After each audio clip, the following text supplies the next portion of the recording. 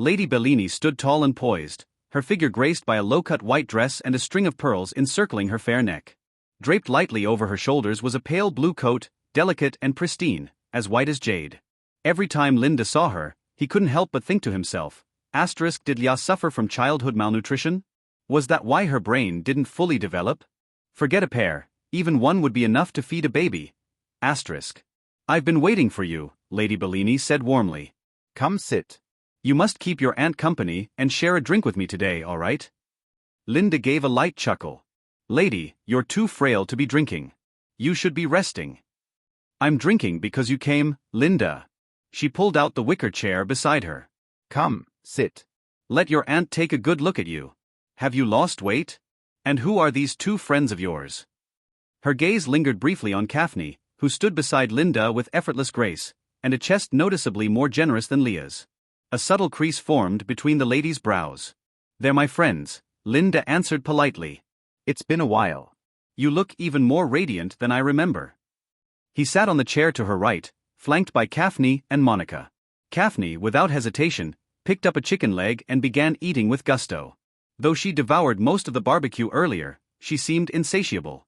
Monica, more reserved, looked at Linda with wide, hesitant eyes. Go ahead, Linda said gently. He wrapped a napkin around the base of a chicken leg and passed it to her. Here. Thank you, Captain, Monica replied sweetly, and happily bit into the leg. Lady Bellini, watching the scene, couldn't hide the concern on her face. What on earth is Lia doing, letting Linda be surrounded by other girls like this? Your face, what happened? Linda suddenly asked, noticing a faint swelling on her cheek and a redness in her eyes. Lady Bellini paused, touched her face gently, and sighed. Don't laugh, but the Lord struck me. I've been part of the Mandala family for 10 years. Aside from giving birth to Lia, he's never visited my room. Not once. I suppose a woman like me is useless, unable to produce a great adventurer. Linda remained silent. Such grievances were more suitable for tea-time gossip among noblewomen, not for a conversation with him. Yet, her words weren't just confessions, they were calculated appeals. Look how pitiful I am. You should be kind to me, yes? He knew what he should say. No, your daughter Lia is an excellent adventurer. But he wouldn't say that. Not even as a lie meant to comfort. Lady Bellini, eyes glistening, waited for a response. Linda ignored the cue. He quietly cut a slice of steak and handed it to Monica.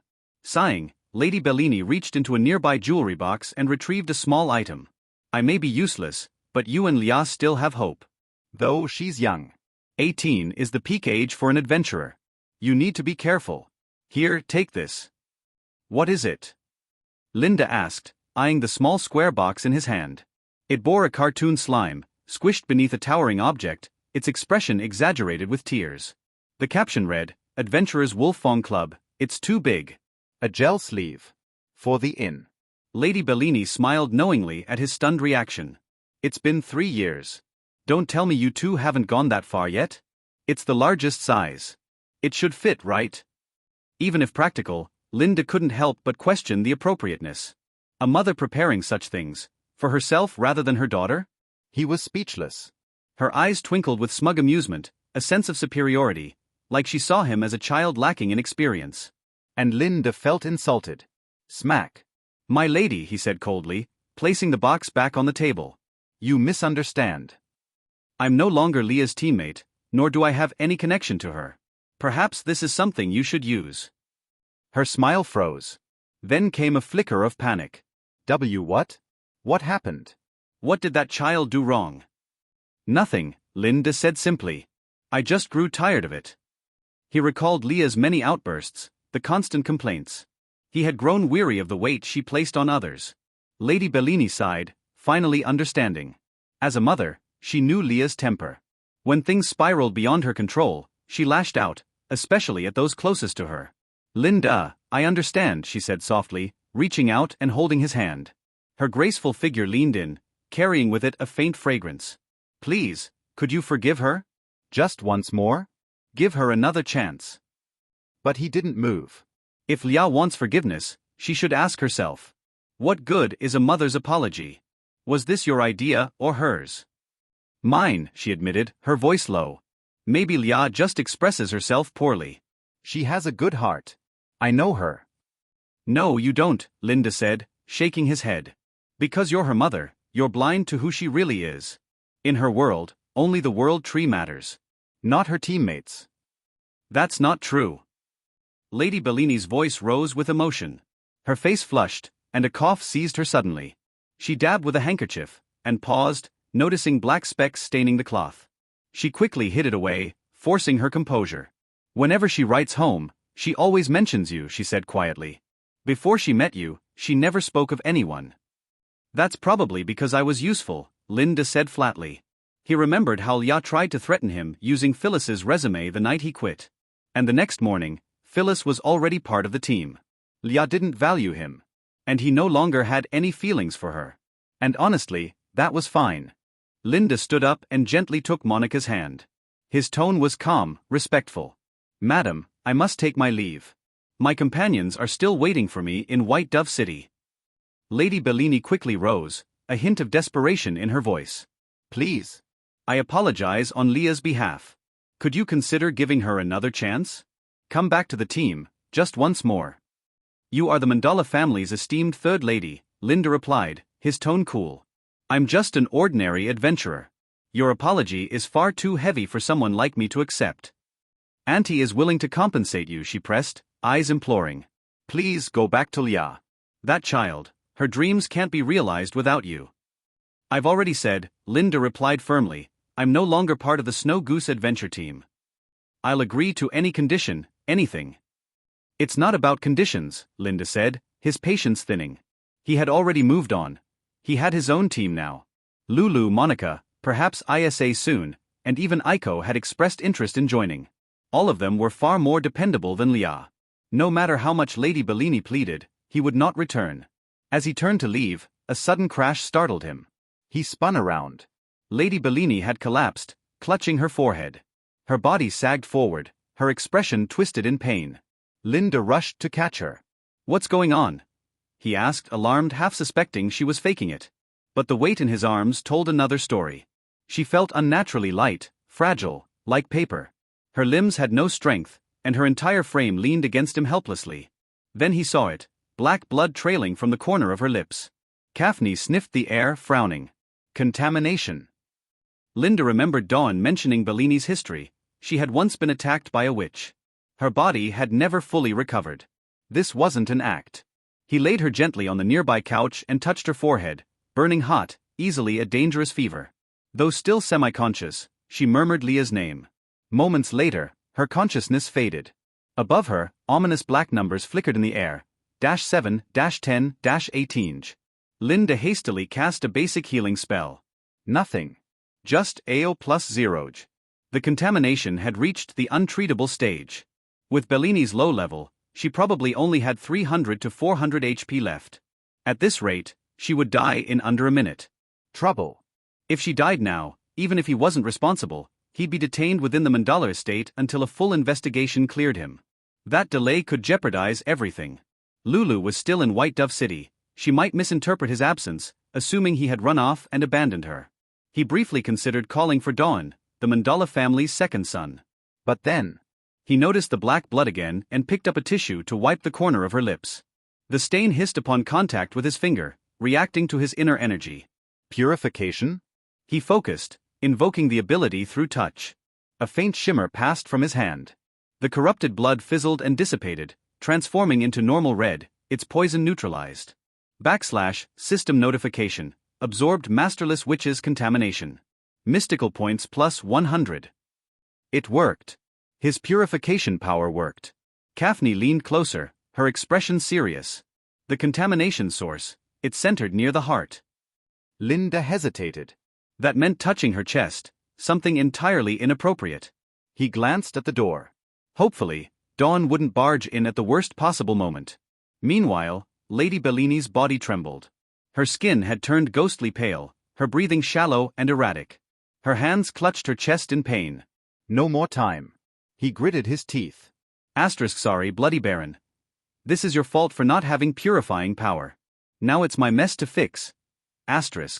Monica, look away, Linda instructed gently. He removed Bellini's hands from her chest and placed his own over her heart. The sensation was soft and yielding, like pressing into silk. But Bellini, barely conscious, made no reaction. Her breaths came faster, more ragged. Her body twitched involuntarily. Purification. Linda focused every ounce of his willpower into his hand. His magic circuit blazed to life, channeling his purifying power at full force. System notification. Absorbed masterless witch's corruption. Mystical points +30. +50. +60. The corruption poured into him, dissolving into pure, usable strength. A strange exhilaration surged through him. More, keep purifying. For a brief, surreal moment, Lady Bellini didn't seem like a noblewoman at death's door, but a source of endless experience and growth. He pushed harder. Meanwhile, outside the estate, a carriage drawn by a twin-winged black-blood horse screeched to a halt. Click. A boot struck the cobblestone, firm and certain. Fiery red hair blew in the breeze as Lia stood, looking at the mansion nestled within the estate walls. Apprehension flickered in her gaze. Returning home wasn't part of her plan, but here she was, cheeks flushed with shame. 30 years east of the tree, 30 years west. Don't ever underestimate a poor girl. She left Red Heart City clinging to that phrase. But now, the Snow Goose adventure team was broke. Their 11th floor victory had drained their resources. Magic potions. Town portal scrolls. Equipment enhancements for her heavy sword, everything required gold coins. When Linda left, sponsors had pulled out, citing instability. The losses were massive. She needed over 200,000 gold coins. And so, swallowing her pride, Lia came back for help. Third Lady? The guard at the gate almost didn't recognize her. Out of the way, Lia said sharply, pushing past him. She rushed toward the mansion, heart pounding. Inside, a soft moan escaped Lady Bellini's lips. She stirred weakly, as if waking from a dream after an exhausting battle.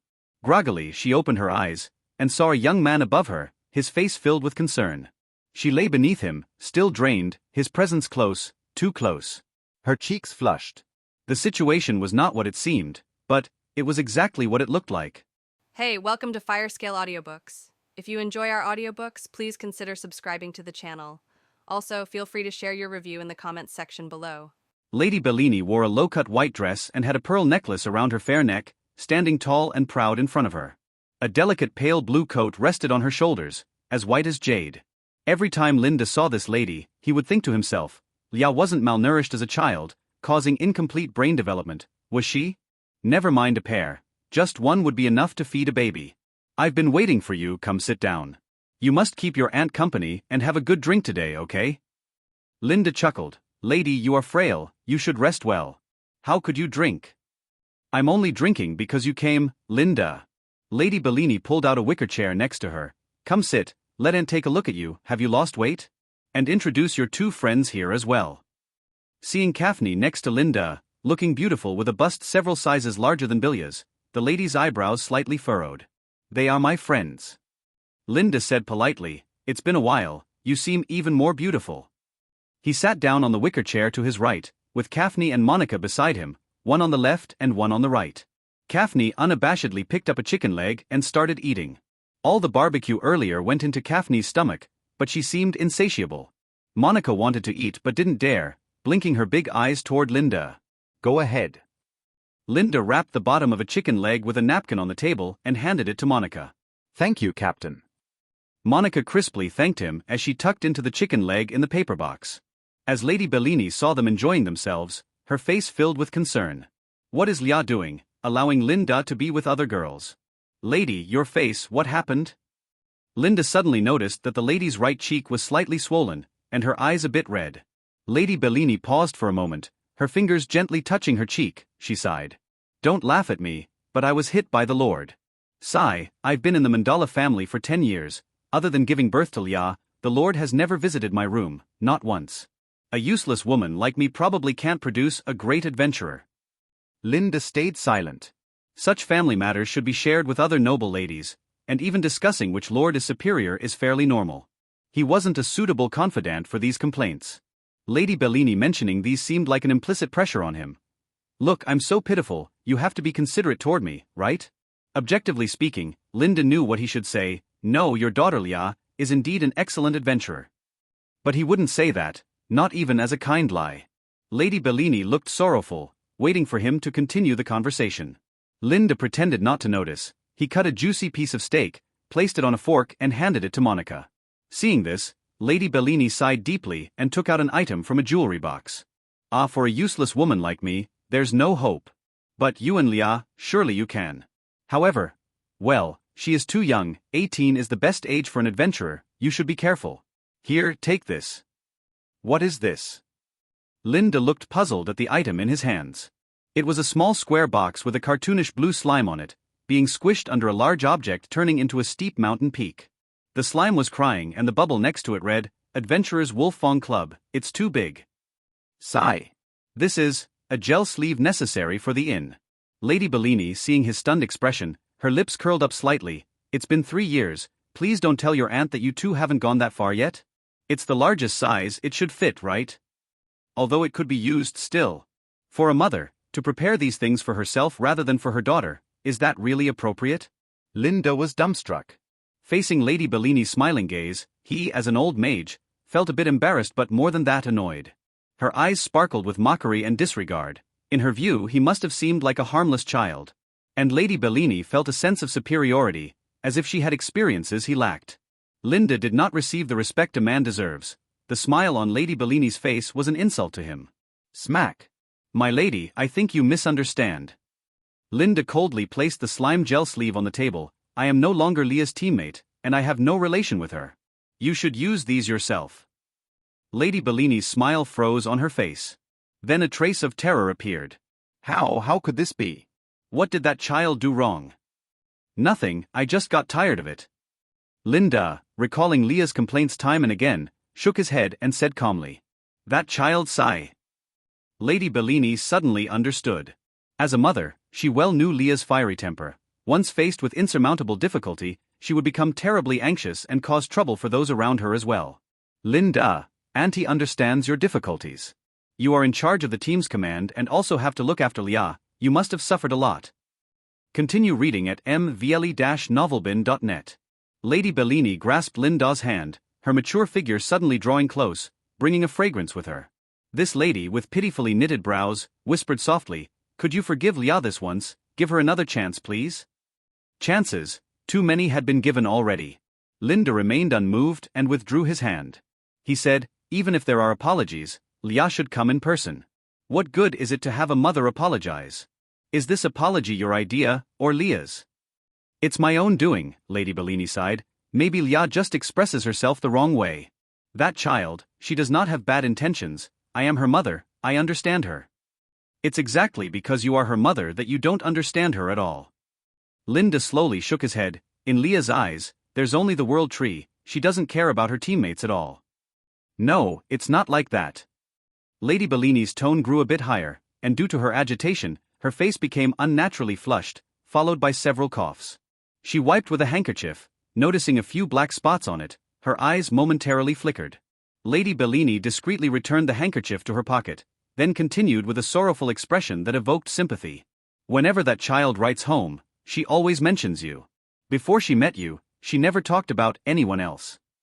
That's probably because the earlier me was simply more useful, Linda said dispassionately.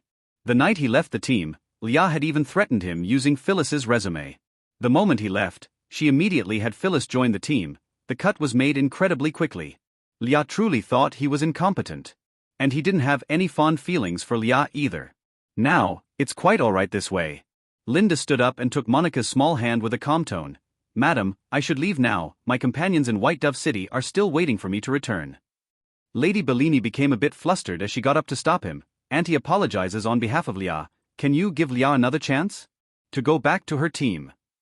You are a precious member of the Mundalas, the third lady, and I, a mere mud-legged adventurer, cannot afford your apology. Auntie is willing to compensate you for that child. With a bite of her teeth, as if making a difficult decision, Bellini said with a determined look, Please go back to Leah, that child's dream cannot be achieved without you. I've said, I've already left the Snow Goose Adventure team.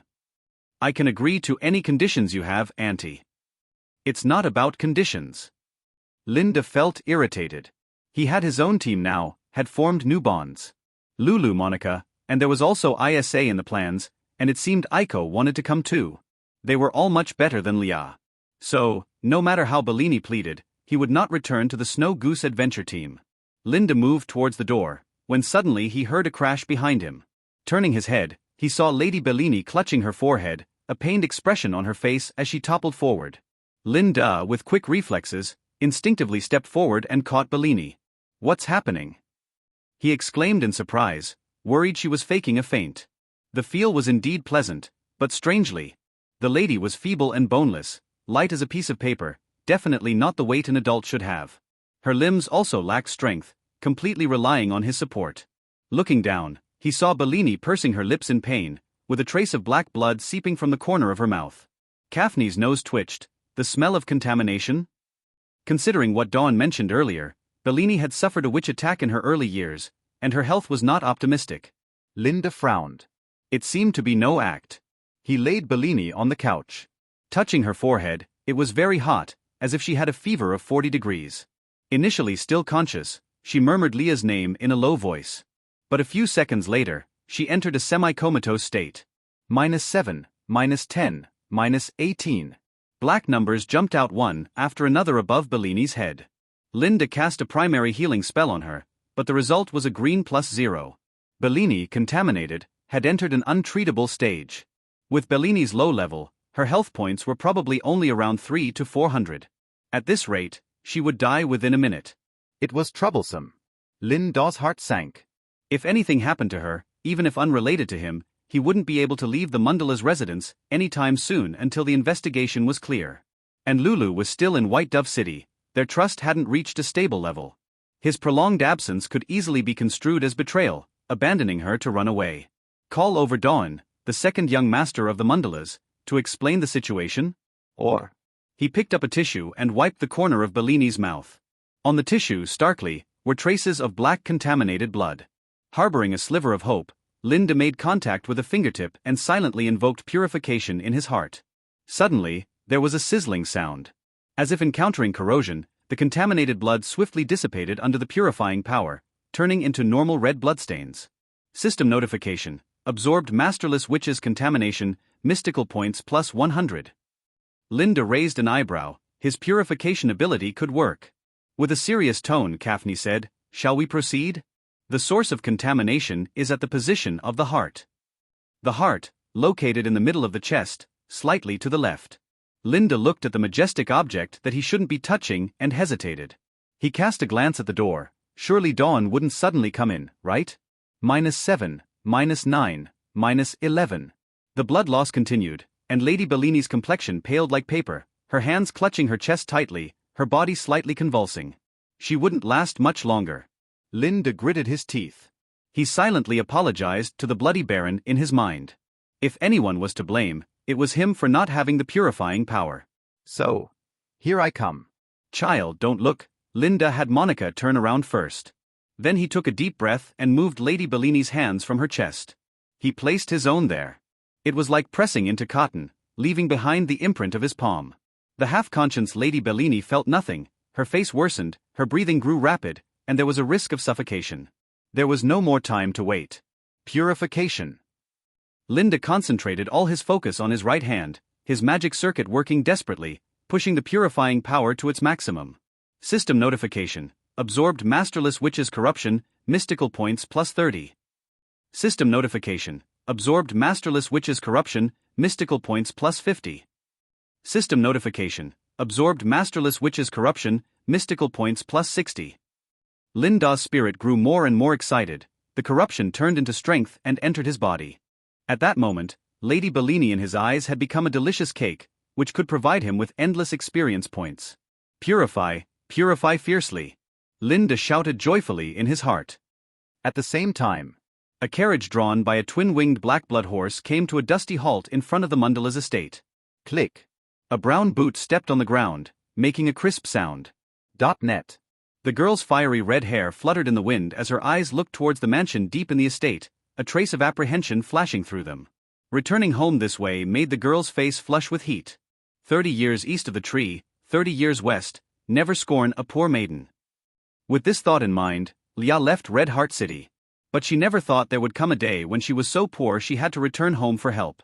The Snow Goose Adventure team, after tackling the 11th layer, was out of money.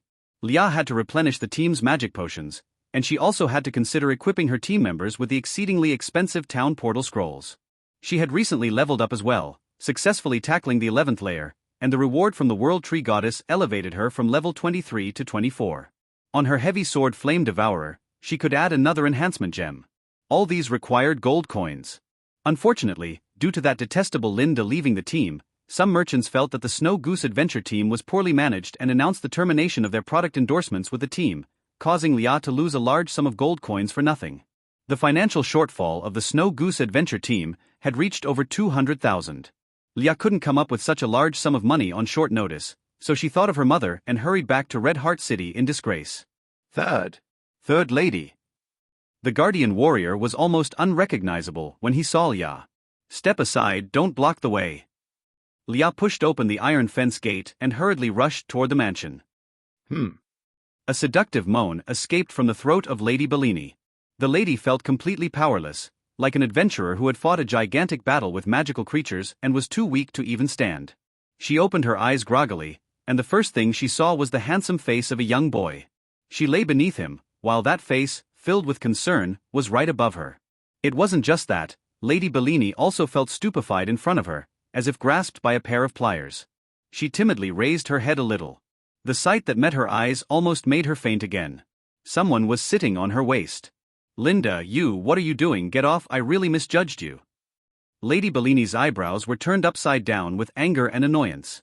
She tried to get up but was weak all over, unable to muster any strength, and tears started to well up in her desperate eyes. She had always had a good impression of Linda, a gentleman of refined taste. That's why she invited Linda into her room without arranging for any guard. But she had never expected Linda to commit such an outrage. She collapsedly raised her hand to hit Linda, wanting to severely punish this scoundrel. But her hand was caught by Linda in response. A frail noble lady was no different from a chick in front of a robust adventurer like Linda. Stay connected with mvl.enovelbin.net.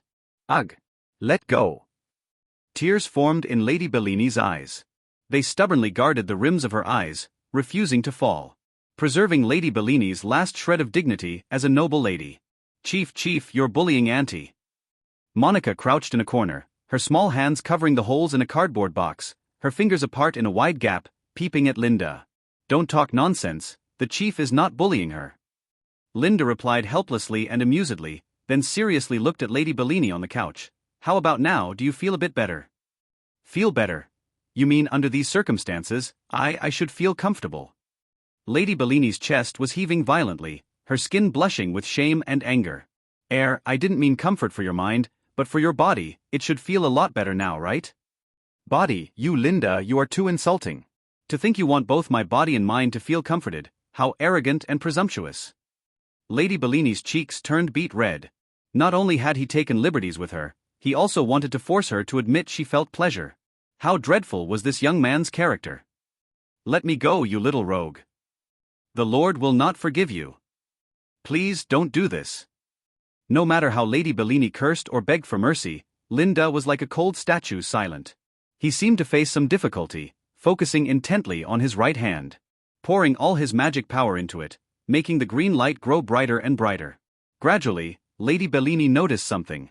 Her chest felt very warm, like a shivering traveler in the cold winter wrapped in a thick quilt. A sense of relief spread throughout her body. "What's going on?" Lady Bellini's curses halted, her hands stopped struggling, and she frowned in confusion. She calmed down and tuned into the sensation. The stabbing pain in her heart, was it lessening? The witch's corruption that troubled her every day, preventing her sleep. Was it disappearing under Linda's right hand that emitted a green glow? After feeling it for a while, confident it wasn't an illusion, Lady Bellini's attractive lips slowly parted, her eyes widened in shock. Only 4 words remained in her mind. How is this possible? Even a level 30 healer couldn't cure her illness. The respected old bishop from the local Holy Light Church had examined her and said there was no cure, that she had at most a few years left. This year would be the last. And at this moment, the verdant glow on the youth's palm enveloped her in front of him. It wasn't the malicious kneading she had imagined. It was simply resting on top, releasing a gentle magic power. "Does it feel better now?" "Now?" Better. Linda's words seemed to echo in Lady Bellini's ears, resonating over and over again. Finally, Lady Bellini understood what Linda was doing. So this was his intention. She had wronged Linda. This youth was using magic power to heal her. Looking at Linda's handsome face, Lady Bellini's amber-like beautiful eyes became moist. It does feel better, indeed it does. Auntie. It feels really good. She could almost see the day when the winter jasmine that her servants had planted in the yard would bloom. Madam, perhaps you find my method of healing strange, but it is necessary. The closer to the source of contamination, the more effective it is. That's why I held on to. Please forgive me, Linda said, feeling embarrassed under the heated gaze of the beautiful woman and involuntarily looking up at the sky. The two of them were too close. He was sitting above her, able to smell the perfume the noble lady was wearing, an intense and mature fragrance that was initially overpowering. At first, it was almost too much, a strong scent that singed the nostrils. But once accustomed to it, one couldn't help but become intoxicated, lost within its depths. Glancing down stealthily, the mole below Lady Bellini's collarbone was very enticing. Her skin, as delicate as milk, was in no way inferior to that of a young girl. The choice of purple was also very fitting, the material extraordinarily soft. She truly was a noble lady. Beauty, temperament, figure, all were impeccable. Linda, thank you, she said. Although you were saving me, Auntie said so many excessive things to you. Lady Bellini's lips quivered as she closed her eyes. I will repay you, but please, keep this matter a secret, she said with trembling lips, looking fragile and pitiable. Of course, I don't want to be hunted down by the bloody baron either, Linda nodded. Our little secret, the two of us. Lady Bellini's face turned red, glancing at Linda with implication. A pair of warm palms gently pressed on Linda's large hands. With this, Linda's healing efforts intensified. It was as if Mei Yongyong were actively helping Shi Yongyong by pushing. But on Linda's forehead, a trace of cold sweat broke out. At first glance it was alluring, but in fact, it was a threat. Lady Bellini had indirectly grasped the secret that he could eliminate the witch's corruption and reminded him not to disclose it carelessly. Standing from Lady Bellini's perspective, there was no issue. But Linda, as someone actively providing aid, naturally felt uncomfortable with this kind of suggestive threat from Lady Bellini. It turns out, you and your daughter are both unpleasant women. Linda scoffed and forcefully began the purification. Woo! Lady Bellini, with only a level 4 magic power, couldn't withstand Linda's overwhelming strength of 100 and immediately winced in pain, tears welling up in her eyes. Yet her hands did not stop Linda. Instead, they continued to caress the back of his hand, bearing the pain, like a flower being ravaged in a torrential downpour. If it eases your anger, please punish me as you see fit. I am willing to make amends to you on behalf of Lia, Lady Bellini said faintly. Linda found this amusing. Madam, what happens between you and Lia is a different matter. No matter what you do, I have no intention of returning to the Snow Goose Adventure Team. It's better to make that clear in advance. Why is that? Lady Bellini's face fell. Never mind Lia for now, you should focus on yourself first. Linda sensed the contamination within Lady Bellini. Because the lady had been injured for too long without effective treatment, the witch's corruption had already spread to her heart. With this ordinary method of purification, at most it could extend Lady Bellini's life by half a year. System notification. Absorbed masterless witch's corruption, gained 100 mystical points. Another system notification appeared. Adding the points he had accumulated before, Linda had harvested a total of 340 mystical points. If he absorbed all of Bellini's corruption, he could probably rise one level. Linda was currently at level 8, with 1657 mystical points, and adding the 340 points obtained from Bellini, that made a total of 1997 points. He could break through to level 9 at any time. If he completely absorbed Bellini's corruption, reaching the rank of level 10 would result in a substantial increase in attribute points. As he was pondering this, Lady Bellini, lying beneath Linda, easily laughed at his words of concern. Her face bore a breezy sadness. To die or such, Auntie has long been prepared for that. Dragging on to today is already beyond what the Mundalas owe to mother and daughter. If treating me is too strenuous, you may stop. I am already very grateful to you. Your affairs, Auntie will keep within her belly, taking them to the grave, only hoping that thereafter, you could take care of my daughter. Lia, she is my only treasure. The lady stretched out her trembling hand and touched Linda's extraordinary handsome cheek. Those black eyes were like the mysterious night sky, stirring one's soul. She couldn't help but pass a hint of fascination in her eyes, murmuring, even better than the master. Lia, letting such a boy leave, mother feels sorry for you. Lady, please do not speak such misleading words. Linda took a deep breath and said, there is a method that exists to thoroughly eradicate the corruption within your body. But the local bishop of Red Heart City's Holy Light Church also said it could only be delayed, not completely cured. Lady Bellini hadn't realized that Linda's purifying power was a force of an entirely different level. It can be eradicated, but it requires your cooperation, Linda firmly stated. Really? Seeing his confident demeanor, hope slowly stirred in Bellini's heart. Even if there was only a sliver of hope to eradicate the witch's corruption, Bellini was willing to try. This terrible toxin had tormented her for so long that she felt life was worse than death. .net. Now knowing that there was a way to eradicate the witch's corruption and live normally, Bellini's heart began to beat vehemently, as if injected with fresh blood, and she felt revitalized. Mr. Linda, please save me. For the first time, Bellini had used honorific language. She was earnest in her expression and no longer treated Linda like a child of a younger generation. The method of treatment, I'm afraid you won't be able to accept it, Linda said. His system could only bind witches, increasing purification strength by enhancing trust. But since Bellini was not a witch, there was no trust to speak of. Therefore, the only method left to increase purification strength was another way. He glanced at the door, speaking gravely, can you guarantee that you will not make any sound? That door, it will never be opened by anyone. Once an outsider discovers us, both of us will become enemies of the Bloody Baron. Dawn? Don't worry that child, he never enters a room without permission, Lady Bellini said puzzledly. What kind of treatment is it that must not make a sound or be seen by others? Linda answered Bellini with his actions. He grabbed the oversized slime gel sleeve that lay on the table. What no? Absolutely not. Lady Bellini's complexion changed drastically, and she waved her hands back and forth in front of her. Such a thing can't be done, the master would tear me to pieces. It's not what you think, Linda said with a smile, leaning in close to Lady Bellini's ear to whisper his plan for purification. Lady Bellini breathed a sigh of relief. But her heart soon tightened again. That still wouldn't be right, it would be disrespectful to Lia and the master. Lady Bellini was torn. Linda showed understanding. If you refuse, I won't force you, let's pretend I never mentioned it. No. Watching Linda about to retract his offer, the lady pursed her lips, her big eyes glistening like two tempting fruits. Mr. Linda, after all, please give it a try. Whether it works or not, you are my benefactor. The resolve on Lady Bellini's face moved Linda. Okay, I understand. I will do my best to help you. He nodded solemnly.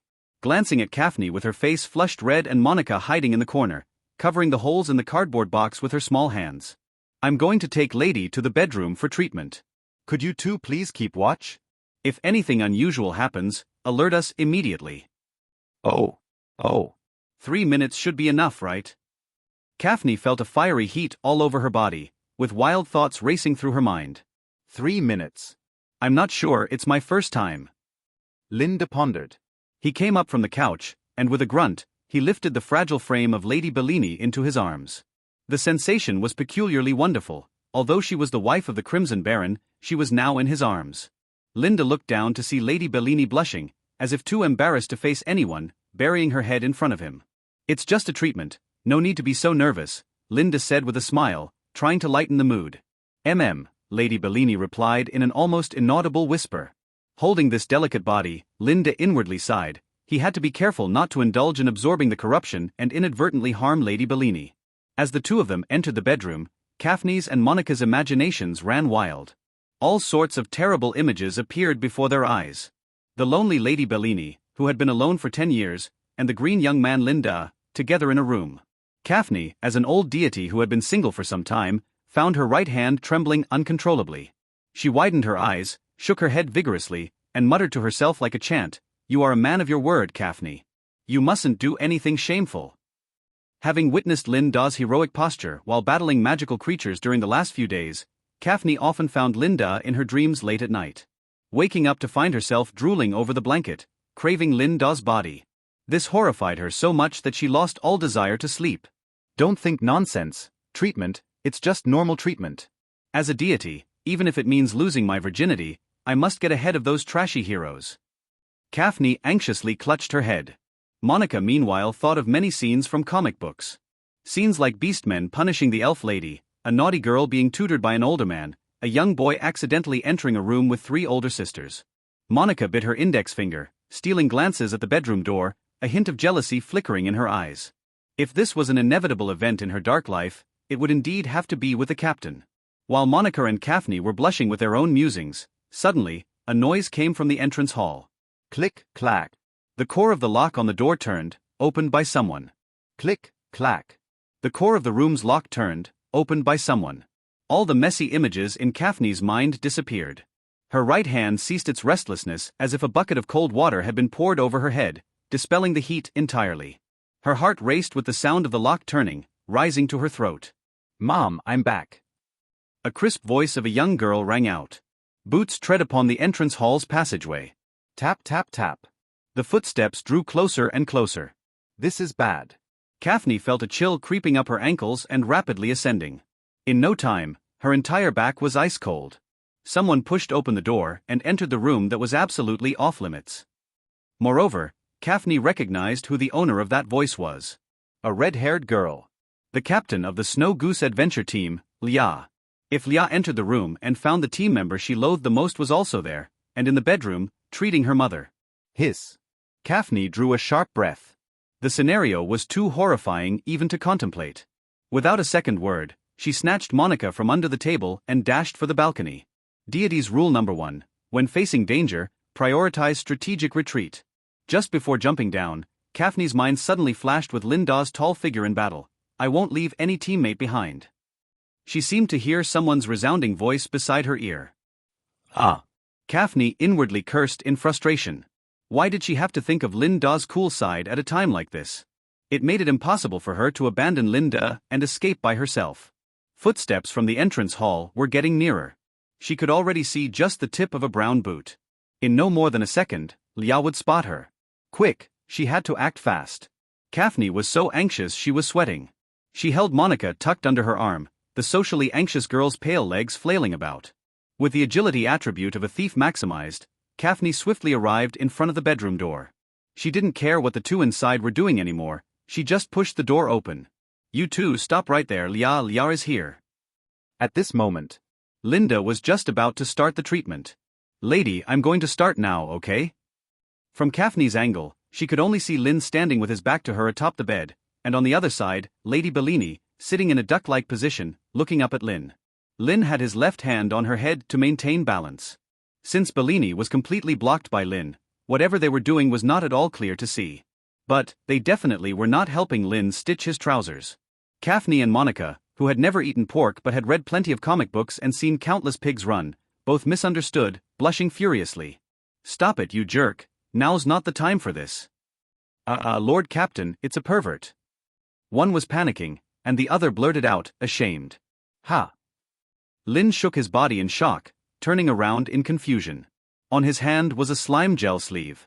And Lady Bellini shyly opened her red lips, like a patient waiting for the dentist's treatment. What are you thinking? Lynn was half crying, half laughing. How could he bear to use such a method on Lady Bellini? Wasn't that just blatantly asking for trouble and standing against the Mundalas? He had come to the bedroom with Bellini and closed the door precisely to avoid misunderstanding. Little did he expect Kaphne would peek. Wait, what did you just say in the last sentence? Linda discovered a blind spot. Just as Kaphne heaved a sigh of relief, her nerves tensed up again. Quick, hide. Lia is coming. Lia. The two people on the bed exclaimed in unison. Linda was surprised. Lady Bellini was a mix of shock and fear. If her daughter found out she and Linda were in the bedroom together, and they had taken apart the slime gel sleeve. Oh my God. Lady Bellini's vision went dark, and she almost fainted on the bed. Where is Lia now? Linda asked calmly. Linda didn't need Kaphne to answer, as he got his answer. The sound of footsteps approached the bedroom. The situation wasn't looking good, was it? With a click, the bedroom door was pushed open. Mom, it's almost afternoon, are you still not awake? Your letter sounded nice, but your health has deteriorated again. Lia frowned in reproach as she turned on the magic lamp by the door. As the light came on, the darkness in the bedroom completely disappeared. The sight before her made a hint of suspicion appear on Lia's face. Why did her mother seem different today compared to usual? Lady Bellini's face was flushed, as if she had been sweating after vigorous exercise. She couldn't even look at her daughter, as if she had done something wrong. Lady Bellini lay slantingly on the bed, leaning against the wall, covered with a large blanket. In her arms, she held a very long hammerhead shark stuffed animal. To her left and right were stuffed animals of a cat and a hush puppy. All were long, the kind of best-selling sleep companions you find in stores, and Lia had one herself. But did Lady Bellini need to hold 3 to fall asleep? The bed was stuffed so full it bulged. Didn't that feel uncomfortable? The more Lia thought about it, the stranger it seemed. Lady Bellini smiled gently and said, "Mom has been obsessed with pillows these past few days. Without them I just can't calm down." "Are you feeling very poorly? Why is your voice trembling when you talk?" Lia walked worriedly to the side of the bed. Discover exclusive tales on mvlenovelbin.net. "No, not at all, just a bit of a fever, that's all." Lady Bellini stuttered, her complexion changed, she bit her lip as if holding back something. Are you okay, Mom? "You look like you have a bad fever." Lia pouted, rummaging through the cabinet for fever-reducing pills. Taking advantage of her daughter's back being turned, Lady Bellini solemnly touched the head of the hammerhead shark pillow and whispered a complaint. "Please don't move around, Lia will find out." Hammerhead shark, got it. Yes. Inside this 1.5 meter long, oversized hammerhead shark, a man was hiding. In the nick of time before Lia entered the room, Linda and the others took the cotton out of the pillows and jumped inside. Even though Linda didn't mind making a grand entrance. He couldn't stand Lady Bellini's earnest pleading. Linda, soft-hearted, agreed. At this moment, the hammerhead shark lying on top of Lady Bellini was him. The innermost cat pillow was Monica. The outer hush puppy was Kaphne. That is to say, this small bed was, in fact, crammed with 4 people. Lia had no idea about the truth, thinking that only she and her mother were in the room. Murmuring, "Idiot, can't even take care of your own health," she brewed a fever-reducing potion for Lady Bellini. "Lord Captain, Monica's hot, I'm going to suffocate." The cat-stuffed animal nudged the hammerhead shark, and a faint voice came out from inside. The face-down Kaphne also muttered, "I'm exploding, the bear is going to crush me." "Can you keep it down? If we're found out, it'll cause trouble for Lady Bellini," Linda said exasperatedly. Lady Bellini heard the others talking under the covers and was so anxious she nearly cried. Couldn't they consider someone else's feelings for once? "Stop talking, all of you." The lady twisted the ear of the hammerhead shark, puckered her lips, and reproachfully said. The 3 pillows finally stopped talking. Lia brewed the fever-reducing potion, handed it to Bellini with a stern face, and said, "Drink this. You really are a foolish mother. If you're unwell, then don't activate such a powerful cooling magic array." "But it was really hot, Mom," Bellini explained awkwardly with a wry smile. "I saw a huge table filled with food outside." Lia pulled over a stool and sat in front of the bed, changing the topic curiously. "Did you know I was coming home today?" Not really. Your return home gave Mom a a surprise.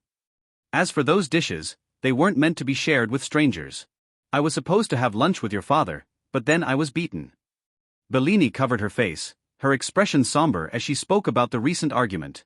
Lia, angered, clenched her small fist and slammed it down hard on the table beside her. "That's why would you like that smelly old man? I will surpass the Crimson Adventure team and teach him a lesson for you. You also need to diligently take your medicine and wait for that day. The higher levels of the World Tree must have a way to heal your body." Bracing with pride, Lia resembled a fiery red rooster. Bellini, with a gentle look, touched her head and said, "Thank you, dear, for caring so much about Mom." "Not at all, I'm just going to the top of the World Tree to fetch some herbs for you," Lia retorted with her face flushing as she pushed Bellini's hand away, fixing a steady glare on Bellini's swollen face. "That bastard old man, I will never forgive him. Don't hold a grudge against the old master. Without him, we would have starved on the streets long ago." Bellini sighed and said, "Lia, there must be something you need this time you've come home, right?" 3 years ago, Lia and her husband had a fallout, and in a fit of anger, she left Red Heart City, vowing she wouldn't return unless her adventure team surpassed the Scarlet Adventure Group. Her sudden return definitely meant there was something important. Nestled in bed, Linda perked up her ears with keen interest. "Give me money." Lia, stretching out her small hand, said in distress, "The Snow Goose Adventure Team is out of money. I can't pay Aiko and the others their wages. Failing to pay could lead to sanctions under the Adventurers' Law by the Empire, with lighter consequences being the sale of equipment or fines, and severe penalties including imprisonment." So Lia hurried home to borrow money. "How come?" "You wrote a letter to Mom a few days ago saying everything was going well," said Bellini, surprised. The 11th level of the Mystic Realm was tougher than I thought, and the commanding healer wasn't up to par. The strategy was poorly executed too. Lia argued, her face red. Is it really the healer's fault? Is there some issue within your team? Bellini asked patiently. Bellini still hadn't thoroughly understood why the former healer Linda had left the team. Linda said it was because Lia had become increasingly annoying, but she wanted to hear her daughter's side of the story. From a personal perspective, Bellini naturally sided with her daughter. She hoped to help her daughter, to persuade Linda together, to have Linda return to Snow Goose. Actually, Linda left the team. Lia said sulkily, pursing her lips. Bellini already knew about it not long ago. Bellini feigned a surprised expression. Ah, how could you kick him out of the team? Linda is such a fine lad, handsome, capable, good at caring for others. With such a great member, how could you not keep him? Linda lay against Bellini, silently listening to the mother and daughter converse. Both Mrs. Bellini and Lia were wrong about one thing. The essence of his departure was that the initial intent of the Snow Goose adventure team had changed. Lia's annoying behavior was just a contributing factor. It wasn't me who kicked him out. Lia's defensive voice rang out. He left the team on his own, it had nothing to do with me. Question mark. Under the covers, question marks simultaneously appeared above the heads of healer Linda and Kaphne. Back in White Dove City, no matter who asked Lia, she would say that he was incompetent, that he was too slow in strategizing, and didn't deserve to be a part of Snow Goose adventure team, so she kicked him out. But here, in front of her mother, she changed her story to say it wasn't her doing, that his leaving the team had nothing to do with her. Linda had thought that after their failures on the 9th and 11th levels, Lia would have at least reflected a little, realized the downside of her arrogance, and started to think of her teammates. It seemed she hadn't realized her mistakes at all. Lady Bellini was also uncertain whether Lia was telling the truth, her face filled with worry as she said, "Think carefully, does Linda's departure really have nothing to do with you?" "No." Lia responded immediately. Seeing her daughter's neck flush red with urgency, Lady Bellini shook her head internally, convinced there must be a connection. "It really wasn't my fault." Lia started counting on her fingers, listing grievances. After the 5th level, Linda took more than half a month each time to strategize, always off battling monster grandma in the wild, never participating in team building. Either staying in his bedroom or going to the library. Other adventure teams laughed, calling Snow Goose's healer a reclusive fool. Such a person, he was too embarrassing for me. .net. The simulation training before strategizing was exhausting, and his commands needed to be followed within half a second, making him seem like the leader. His attitude also turned poor. He'd snap back whenever criticized, only responding with hesitant nods. What kind of team member does that? The more Lia spoke, the more frustrated she became. She clenched her hands together, fiddling with her nails and mumbling to herself, "He wasn't like this before." Lady Bellini sighed. It seemed her daughter just didn't understand. Was it possible that what Linda did was all for the team? Whether it was strategizing or training, it was all to help the team advance to higher levels. Lia was the leader of Snow Goose adventure team. No matter what Linda did, she was the one who benefited the most. It was because Linda did so well that Lady Bellini felt confident giving him the slime gel sleeve, trusting Linda to be highly beneficial to her daughter. Think about it, was what Linda did really for the team? Lia opened her mouth to retort, but Lady Bellini gently tapped her on the head. "Listen to Mom first." "Oh. Mom is asking you, when you say Linda stays in the bedroom and library and doesn't come out, isn't it to help the team better strategize the next level? Your father's Crimson Adventure Group also takes a long time to create their strategies, right? Crimson Adventure Group has reached the 19th level. Of course, their strategy creation takes a long time. And Snow Goose only just reached the 8th level a few days ago." Lia assertively said, "It's just Linda being lazy. With his previous pace, he could have created the strategy much faster." A vein throbbed on Lady Bellini's forehead. Even her good nature was tested to the point of laughter by Lia. From the letters Lia sent back, it was known that Snow Goose Adventure Team's strategies for the first 8 levels were flawless. She shared this with the leader of Crimson Adventure Group, her husband known as Bloody Baron. A talent not easily found, that was the Bloody Baron's assessment of Linda. Many skilled commanders could easily pass through the initial 8 levels of the strategy. But to pass through easily and to emerge unscathed are two entirely different concepts. If not for Linda's lower level, the Crimson Baron would have planned on recruiting him. Yet Lia felt that Linda was skiving off. Even if Lady Bellini was her mother on this matter, she stood with Linda. What had her daughter experienced during the 3 years away from home that turned the once naive and warm-hearted Lia into someone with such an arrogant and haughty character? Lady Bellini couldn't help but feel puzzled. Suddenly, she noticed that the clothes Lia was wearing seemed a bit too large. The sleeves were rolled up twice, and the black stocking didn't fit well, slightly too loose, slipping from the upper thighs to the middle. Noticing Lady Bellini's unusual gaze, Lia explained, "I bought the wrong size, but it doesn't matter, I'll grow into them soon." She frowned, as if unsatisfied with her height and certain other areas. But how can someone get the size wrong for their entire outfit? Lady Bellini realized something, her face changing as she was filled with helplessness. Back when Lia was at home, it was always her who helped choose the clothes. Lia had enjoyed swordsmanship since she was young, showing a talent that was no less than her second brother, Dawn, but her ability to look after herself was even worse than a child's. Lia frowned and said matter-of-factly, "Buying clothes is just a minor thing, it's the logistics member of the team who goes to make the purchases. All I need to do is to practice my swordsmanship." So how do you guys handle your meals? There's a logistics member, there's no need to do it myself. May I ask who this logistics member is? It's Linda, of course. Lia pursed her lips. He knows he can't keep up with us because his level is low. When we're out conquering the mystic realm, we contribute the effort, so naturally, he should take care of these miscellaneous tasks. Lady Bellini held her forehead, feeling a sense of doom inside. Her original intent was, by gentle persuasion, to let Linda, hidden under the covers, hear that her daughter realized her errors and had repented. However, her plan backfired, and she ended up lifting a rock only to drop it on her own feet. Why couldn't her daughter see the efforts of others? Which adventurer would willingly take on the task of purchasing clothes for teammates and cook 3 meals a day? Lady Bellini's husband, the Bloody Baron, wouldn't even consider cooking. If Lady Bellini herself prepared a large table of dishes, dressed up with care, ready to give it away for free, she would be met with a slap from the Bloody Baron. An excellent adventurer has the right to be proud, this is the common understanding of the world. With Linda's standard and strategy, even the Bloody Baron considered recruiting him, yet he still worked timidly, for the Snow Goose adventure team. Lady Bellini had thought that Lia had used personal charm or something of that nature, perhaps even flirtation, to keep Linda around. But it turned out that her daughter gave him nothing, yet demanded he work like an ox, putting his life in his work. Your bear may be small, but it's still usable. Lady Bellini felt frustrated with her daughter's stubborn refusal to see reason, staring at her as she stood there with her neck out and a defiant look, and couldn't help wanting to slap her twice. Didn't she see the 2 beautiful girls beside Linda? If you don't make a move, your teammate might just become someone else's. Lady Bellini felt so angry that she was dizzy, and the witch's corruption that she had struggled to keep down nearly erupted again. Schooled into dizziness by her own daughter. And just then, Lia changed the topic, which made Lady Bellini see a glimmer of hope.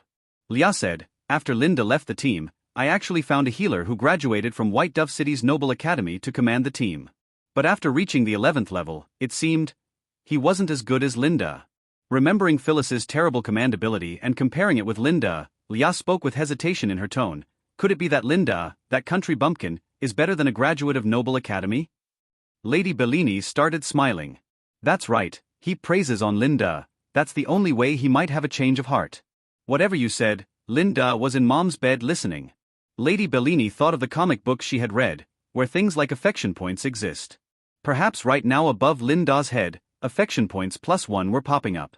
"Daughter, since you understand, why don't you go and apologize to Linda, and ask him to come back?" Lady Bellini smiled as she stroked the hammerhead shark's head. "This teammate, Mom has got to secure for you." But to her surprise, as soon as she said this, Lia stood up anxiously, like a cat with its tail on fire, and fury appeared in her eyes. "It's Linda who quit the Snow Goose adventure team on his own, isn't that right? As the captain, why should I apologize to him?" It was over. Affection points -100. Lady Bellini was so angry she rubbed her temples and glared at Lia, her face bearing a trace of a mother's authority. "Have you thought about what the Snow Goose adventure team will do next? The losses on the 11th floor were great, weren't they? Why don't you go home? The Lord won't blame you." "Impossible," Lia said firmly. "The mistake on the 11th floor is temporary, Phyllis guarantees to come up with a better strategy." Talking about the defeat on the 11th floor, Lia found an outlet for her emotions, pouring out all the grievances and inconveniences she had encountered these days. Most of them were directed at the issue of Linda leaving the team. "He's like an old mother in the team, meddling in everything. We are all trying hard, but he's the one slacking off. He says he's working on the strategy, but he's probably worried about rushing through the levels too quickly, being left behind. The team is full of girls, and he's the only guy. The clothes that I've lost are probably stolen by him. With every mean word from her daughter, Lady Bellini's expression turned uglier. She came to realize that Leah's dissatisfaction stemmed from Linda being too good. He was once a perfect 100, and now that he dropped to 90, Leah began to feel like Linda's attitude had worsened. When in fact, most people who could score 70 were already considered competent team members. But Leah was holding Linda to the standard of a perfect score. At the root of it, it was because Linda had been too good to her daughter, making her accustomed to it. Everything he did was taken for granted. Not only did she take Linda's efforts for granted, she even went so far as to chastise him when he didn't perform well. Her daughter was really terrible. Lady Bellini didn't want to admit at all that this arrogant girl was her daughter. Just then, the hammerhead shark in her arms moved. Someone inside the pillow couldn't listen to the girl's unreasonable complaints any longer. 1 or 2 smear attempts he endured, pretending not to hear, for the sake of Lady Bellini's face, letting Leah rant. But this litany of complaints, long and stinky like a Magic Academy opening ceremony speech, Linda couldn't bear it. If he didn't stop Leah, he feared she could go on for half an hour. His teammates Monica was nearly suffocated from the heat, Kaphne the bear face downward, afraid to turn over, breathing more and more difficult. Even for the sake of his own teammates, he had to stop this farce. No. Lady Bellini noticed the hammerhead shark trying to wriggle out from under the blanket. Her expression dramatically changed. She pleaded desperately, "Please don't come out, just endure a little longer." Read new adventures at m_VLE novelbin.net. Sorry, I can't bear it. The hammerhead shark's voice was icy cold. Mighty thighs, bursting through the belly of a fish. Both hands too ripped through the pillow, emerging from within. The hammerhead shark monster makes a grand entrance. Leah's incessant talking came to an abrupt stop.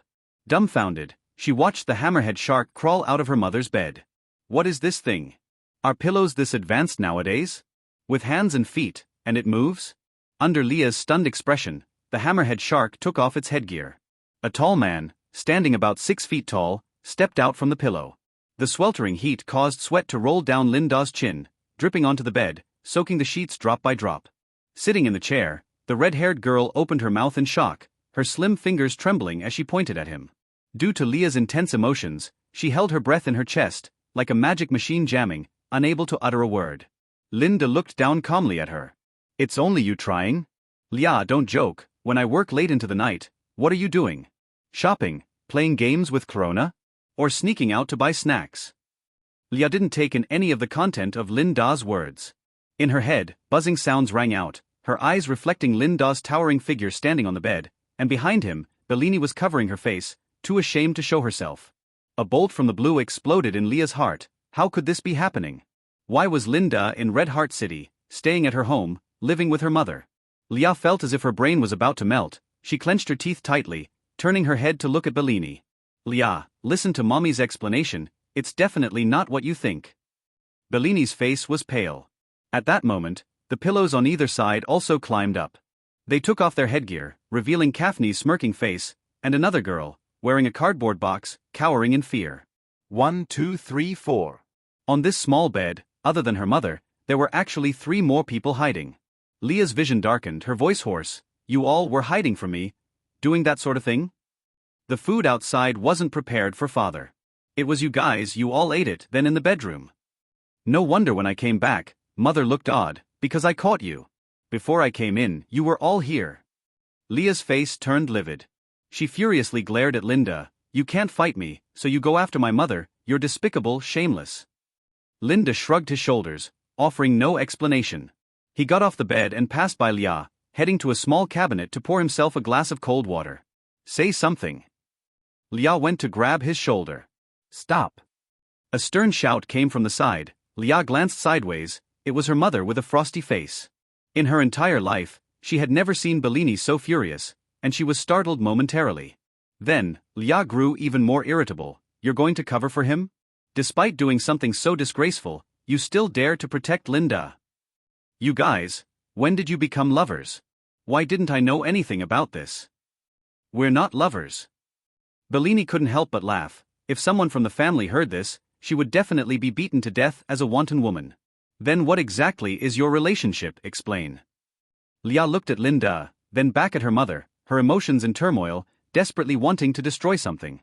Meanwhile, Linda coughed softly, gently shaking his head at Bellini. The purifying witch's ability to cleanse the witch's corruption, he didn't want more people to know about it. It was a secret between him and Bellini, unrelated to Lia. But Bellini was having a hard time. How was she supposed to explain to the furious Lia why Linda was in her bed? Lia, you might not believe this, but it's really true. Even though Linda was hiding in the pillow and was on the same bed as Mom, really, nothing happened between us. Ha! Are you saying those men who go to disreputable hotels are just having tea? Don't treat me like a kid. Lia laughed sarcastically, feeling her intelligence insulted. Don't get worked up, calm down, Mom will prove it to you. Look, everyone is properly dressed. Mom is your father's woman, and wouldn't do what you're thinking. Lia, please, let's not make a big fuss, trust Mom. .net. Bellini, tears streaming down her face, unsuccessfully grabbed Lia's hand. If Dawn outside noticed and reported this to the Lord, she'd be doomed. I don't want this either, but you guys. Lia, pale, bit her lip continuously and took deep breaths to suppress her anger. Once her daughter had calmed down a bit, Bellini started to explain. She also concocted a perfect lie in her mind. Besides the part where Linda used his ability to heal, Bellini told Lia everything. So, it was Mom's illness acting up, she fainted, Linda and others just happened to arrive, and they carried you into the bedroom, looking after you. And to avoid suspicion so as not to upset me, you came up with them crawling into a doll? Lia was flabbergasted. Linda, with his arms crossed, nodded and said, exactly, that's the truth. Really? Lia looked suspiciously at her mother. Bellini nodded repeatedly. Linda is indeed a savior. If it hadn't been for him, Mom lying on the cold living room floor would have been dangerous. Lia's mind was in chaos.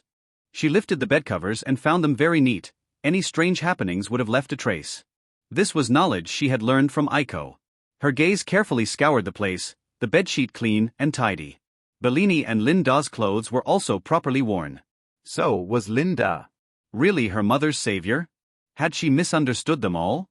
Lia awkwardly touched her cheek. Though she was still somewhat disbelieving, the evidence was right before her eyes. Thank you. Even her thanks were barely louder than a mosquito buzzing. I saved your mother, it had nothing to do with you. Linda seemed indifferent. Let's get back to the earlier topic. You seem to imply you're the only one trying? Then I'd like to ask, what exactly are you, the team captain, doing in the dead of night? I'm also trying hard. Lia hesitated for a moment, then realized. Late at night, she'd usually be asleep already. If awake, she'd mostly hang out with Chloe or go to the Magic Shadow Theater, munching on popcorn and watching adventure-themed magic shadows. Lately, she had been practicing more diligently, as in just over 2 months, the Stone of the Brave would descend. But during the times Linda was around, her nighttime schedule was either sleeping or having fun.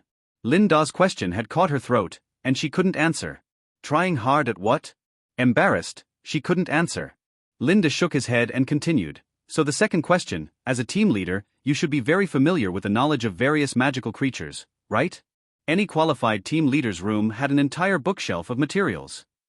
That's of course. I know all about magical creatures. Lia shifted her gaze away somewhat guiltily. Let me ask you, what is the weakness of the Gale Wolf? It's a 7th-floor magical creature. Don't tell me you don't know, Linda asked emotionlessly. The other 3 people in the room all knew the answer. Even Monica, who tended to keep to herself, had studied the magical creatures thoroughly. Lady Bellini, being unwell and confined at home, liked to read miscellaneous books in her spare time and knew the weakness of the Gale Wolf as well. This really wasn't a difficult question. However, Lia's face turned red as she racked her brain, seemingly vaguely remembering some information about the Gale Wolf, as if seeing flowers through the fog. She remembered, but not completely. Regardless of the magical creature, her swordsmanship skills always brought her to victory. There had always been a way, never an exception. Even with the most fearsome magical creature, with her talent, there was always a way to handle it. Suddenly, a spark of inspiration flashed in Lia's mind, and she remembered the phrase iron head, tofu waist. Her eyes lit up, and she confidently patted her chest. Isn't it just the Gale Wolf? It can't stump me, its weakness is its waist, the iron head tofu waist, which refers to the Gale Wolf. Having made this declaration, Lia held her head high, hands on her hips, her face full of pride. Not only did she answer the weakness of the Gale Wolf, but she also sounded well-read. However, Lady Bellini and the others all shook their heads. Ah, the wolf's weakness is its waist, right? Lia said in a panic. Lady Bellini gently patted her head, sighed gently, her expression soft yet filled with helplessness. You are right, but the Gale Wolf is a very special magical creature. Its weakness lies in the tail that controls its balance. A Gale Wolf with an injured tail will see a significant reduction in speed, and its attacks will be weaker than other wolf magical creatures. Any adventurer will know this, right? Everyone knows? Lia blinked blankly, but she didn't know? .net. Linda was not surprised by this scene. Yes, this was Lia. A swordsman with top-notch combat talent, but a terrible memory, forgetting what she learned just a couple of days later. If you had studied seriously, even if you hadn't learned it well, I would have thought highly of you, Linda said. I am the team leader after all, that sort of thing can be handled by someone else. I just need to fulfill my duties as a leader. Lia's face burned hot with embarrassment, thinking that there must be other team leaders who were worse than her. Linda, the responsibilities of a team leader? Okay, the final question is about the responsibilities of a team leader. You can surely answer it, right? Bring it on. Lia stepped up, trying to look down at Linda. The final question is about the Snow Goose Adventure team's total output per second. Linda glanced at Lia, who looked like a dwarf, saying, You should know this, right? Lia was speechless, unable to utter a word. Knowing the total output required remembering each team member's skill damage. In the specific training grounds of the Adventurers Guild, using the Level 1 Warrior skill Shield Strike as a benchmark, the damage figures for each team member were obtained to calculate the maximum burst and lowest damage, and then an average to arrive at the total output per second. The most hair-raising part was that any change in the team member's equipment or level upgrade would change the output total.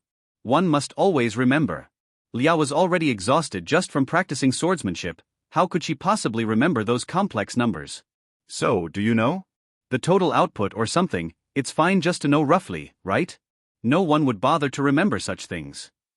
Lia's voice was initially soft, but as she talked, she felt quite justified and subsequently raised her head and chest, her voice growing louder. Okay, then let me tell you. If Snow Goose's equipment and level had stayed the same as the moment I left the team, expressed in Adventurer's Basic Studies damage unit white value, then. Linda envisioned a string of numbers in his mind and said slowly. Aiko's maximum output white value, level 20 ultimate skill Rain of Light, 10720. The lowest output light ray technique, 1005, considering that the ultimate skill could only be released once, and taking into account the chance speed of various spells and the consumption of magic points. Averaged over 1 minute of total output, damage per second is 1560. Klein's maximum output, level 20 ultimate skill Storm Arrow, maximum output 6540, lowest output Sniping Arrow, 690. Average damage per second, 958. Oru, damage per second 372. Corona, 580. You with a combination of energy charging and flame slash, although the damage is high, the cost is also high, your damage per second is still less than Aiko, only 1404. The data flowed methodically from Lin Da's mouth. From the team members' common skills to the ultimate skills, everything was firmly etched in his mind. Only with precise damage calculation can one accurately determine the boss's phase changes. It is one of the fundamental skills of a commander. Lia's complexion changed. That's nonsense. How could one possibly remember all those numbers? Whether you believe it or not is up to you. Linda spread his hands. A strange sound came from Lia's throat. In fact, she had already believed. She didn't remember others' damage per second, but she knew her own. After leveling up to 24, she had tested it at the Adventurers Guild, and Linda's data for her at level 23 was almost exact. But as good as theory is, it's useless if no one implements those theories. The team still needs to rely on me, miss. You're right. Linda's expression was calm, so I left the team to find other people. Other people? Instantly, the image of a beastman with short pale blue hair floated before Lia's eyes. Was Linda, who had worked for Snow Goose, now revolving around someone else? Was he cooking for a bunch of strangers, creating strategies? Lia clenched her fists, feeling inexplicably distressed. She had never considered this before. It seemed as if everyone revolved around her, and Linda was like a magic puppet who only moved when by her side, standing like a stone statue when away. Someday when Snow Goose became powerful, they would come back to admit their mistake, turning from a motionless magic puppet back to a living person. In fact, she was mistaken. Even if Linda left Snow Goose, he was still a living person, now striving alongside new teammates. Lia's complexion turned pale. So, Linda no longer belonged to Snow Goose Adventure Team? She belatedly realized. Looking back, all she saw was a tall figure, laughing and talking as he walked away with his new teammates. Leah only felt as if there was a hole in the wall of her stomach, bitterly uncomfortable. She vigorously rubbed her eyes with the sleeve of her jacket and with a stiff neck, said, "So what, I'm better than you, and that's enough." Linda shook his head. "In terms of strength, you're not better than me either." "What? You're too arrogant." Leah angrily said, "If you disagree, let's fight it out." Linda said, "If it's arm wrestling without using magic power, I'll win." "Really, then bring it on. If you lose, you owe me an apology." "And if I win?" "There's no way Miss here could lose." "If you lose, I want one of your magical equipment." Linda glanced at Leah's wrist, where there was a fiery red bracelet. Magical equipment, blazing bracelet, a level 20 accessory. It was the most precious item Leah owned, other than the heavy sword Flame Devourer, worth over 20,000 gold coins in the market. Unfortunately, she didn't bring that greatsword, which would sell for at least 30,000. "All right," Leah agreed readily. A few of them went to the living room and found an empty table. Kaphne worriedly said, "Can you handle it?" "Leah, that girl has very high strength attributes, right? Without using magic or battle chi, just physical strength, I won't lose," Linda intentionally provoked Leah. In fact, even without using those, an adventurer's basic attributes still enhance their physique. Normally speaking, Linda couldn't possibly win. Otherwise, Leah wouldn't have agreed to this wager so easily. Both Kaphne and Bellini felt uneasy for Linda. Leah was already like a powder keg about to explode. If Linda lost to her, she would definitely taunt him mercilessly. And might even go so far as to push Linda's head down and force him to apologize publicly in front of everyone in White Dove City. When Linda was a solo adventurer, it didn't matter, but now, Linda was the captain of the Phoenix Tailflower adventure team and at a crucial early stage of development. If he had to publicly apologize to Leah, he would completely lose face, and the reputation of Phoenix Tailflower would plummet. Kaphne frowned and looked around. Linda's face showed no hint of panic, stable as an 80-year-old magical beast old dog. The damned heroes this side of him isn't unlikable. Kaphne thought, feeling a subtle sense of pride within herself. Compared to her distrust of Linda, Monica's faith was as solid as bedrock. She believed that there was nothing Linda couldn't handle once he got involved. At that moment, Linda and Leah's wrists crossed as they grasped each other's hands. "My blazing swordsman profession leans towards strength attributes. How could I possibly not win against the healing mage Linda?" Leah looked down on Linda, seemingly certain of her victory. She heard from Aiko that Linda had changed to healing mage, a profession that combined healing and poison techniques, a half-baked profession. How could such a lousy profession compare to her high-level advanced profession, blazing swordsman? Lady Bellini acted as the referee. "Start. Watch Miss here win in one go." Leah's wrist was about to exert force. At that moment, Linda suddenly threw something. She glanced at it instinctively. A small blue box. The pattern on it was a slime being squished into a steep mountain peak, and the bubble text read, "Adventurers Wolfong Club, too big." Was this a gel sleeve? And the largest size? Leah instinctively looked down towards Linda. She heard from Klein that even Oru, such a big guy, used the smallest size. Given that Linda was about as tall as Oru, how could he possibly use the largest size? This box of gel sleeves was also opened. Had Linda used it before? It couldn't have been for her mother, right? A flood of information surged in. Just as Leah was distracted, Linda exerted force on his arm. While she was off guard, with a snap, Leah's hand was pressed down on the table. .net. The sound was crisp and powerful, reddening the back of Leah's hand. Leah hadn't even realized what happened. Only when she felt the pain did she cry out in surprise. Focusing her gaze, she saw her right hand touching the table and Linda's composed expression. "Not even slightly guarded, and you call yourself the captain of an adventure team?" Linda said lightly. "You." Finally snapping back to her senses, Leah stood up in anger and embarrassment. "Cheating, this is cheating. It doesn't count. Is there a rule that says no cheating? Would you ask your enemy to follow rules?" Linda sneered. "It was your own carelessness that led to your loss." Leah's face turned red and white. She wanted to refute Linda with her knowledge. But even racking her brain, she couldn't find a way to argue. It seemed like Linda made a lot of sense. The others present had various thoughts. Kaphne was all smiles, thinking about where to sell Leah's magical equipment to improve the team's living conditions.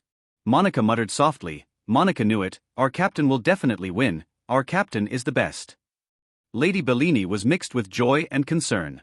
She wanted to teach her daughter a lesson, but she didn't want her daughter to get hurt. Seeing Leah's face, it was uncertain how many punches she would throw at her doll to vent when no one was around. Lady Bellini stroked Leah's head and said, "You need to be an adventurer who keeps promises, otherwise everyone will look down on you." "But I've used this equipment for a long time." Leah reluctantly guarded the red bracelet on her wrist. "That's still not acceptable," Lady Bellini said seriously. "Can't we swap it for something else?" Leah glared at Linda. "If you ask me, I might consider it," Linda said. "Who would ask you?" Leah's eyes widened, she bit her lip and said, "Give you equivalent gold coins, that should be enough, right?" "That would do, bring them," he replied. Leah suddenly remembered, she had no money. She couldn't even pay her teammates' salaries. Linda hummed, "The captain of the Snow Goose can't afford to lose?" This comment made Leah reboot in anger. She furiously took off the bracelet from her wrist and threw it at him. "Here, it's just a purple equipment, what's there to not afford to lose? With the strength of the Snow Goose adventure team, we can get a new one soon. Perhaps you should settle the Snow Goose's financial crisis first," Linda remarked blandly. Ignoring Leah's angry gaze, he caught the bracelet and began to toy with it.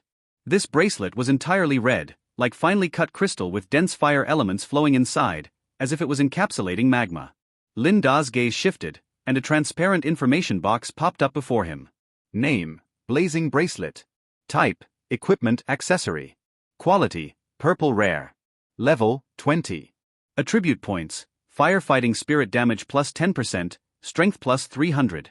Equipment score, 570. Linda's eyelids twitched. The attributes of this blazing bracelet were almost twice as high as those of his level 10 walnut wood magic sword.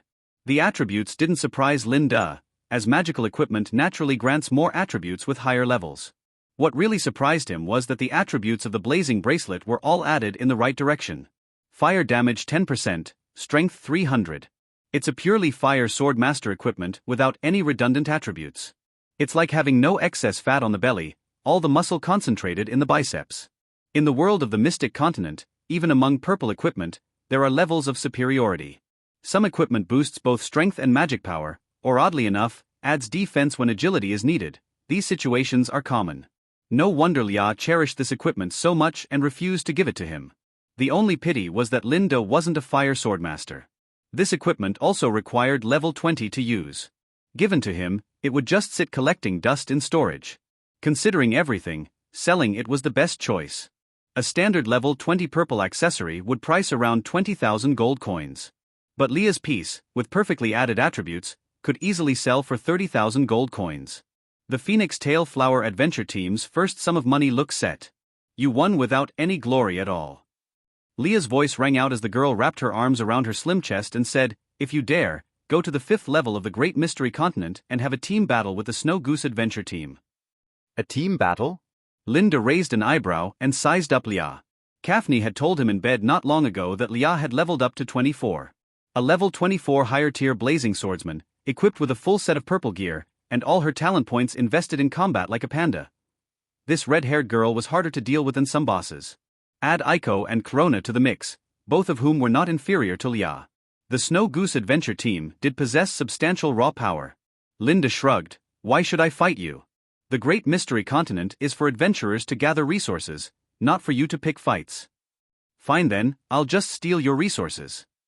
Attack the local adventure team in White Dove City and you'll be despised by others," Linda said calmly. "So what? "Can playing house with those weaklings make you stronger?" Leah's eyes sparkled with confidence. Becoming the strongest adventure team in White Dove City is just Snow Goose's first minor goal. In the future, I plan to dominate the Southern Fire Empire. Was this guy drunk? Talking big time. Linda said, "Suit yourself." After speaking, he planned to leave with Kaphne and the others. Leah watched his retreating figure, silently competitive, thinking she must defeat the Phoenix Tail Flower Adventure Team to show everyone how the traitors of Snow Goose would fall to her. Phoenix Tail Flower must not be more formidable than Snow Goose. Otherwise, wouldn't it mean that she, not they, was wrong? The doubts of team members like Oru had shaken Leah's once invincible confidence. Everyone kept talking about Linda.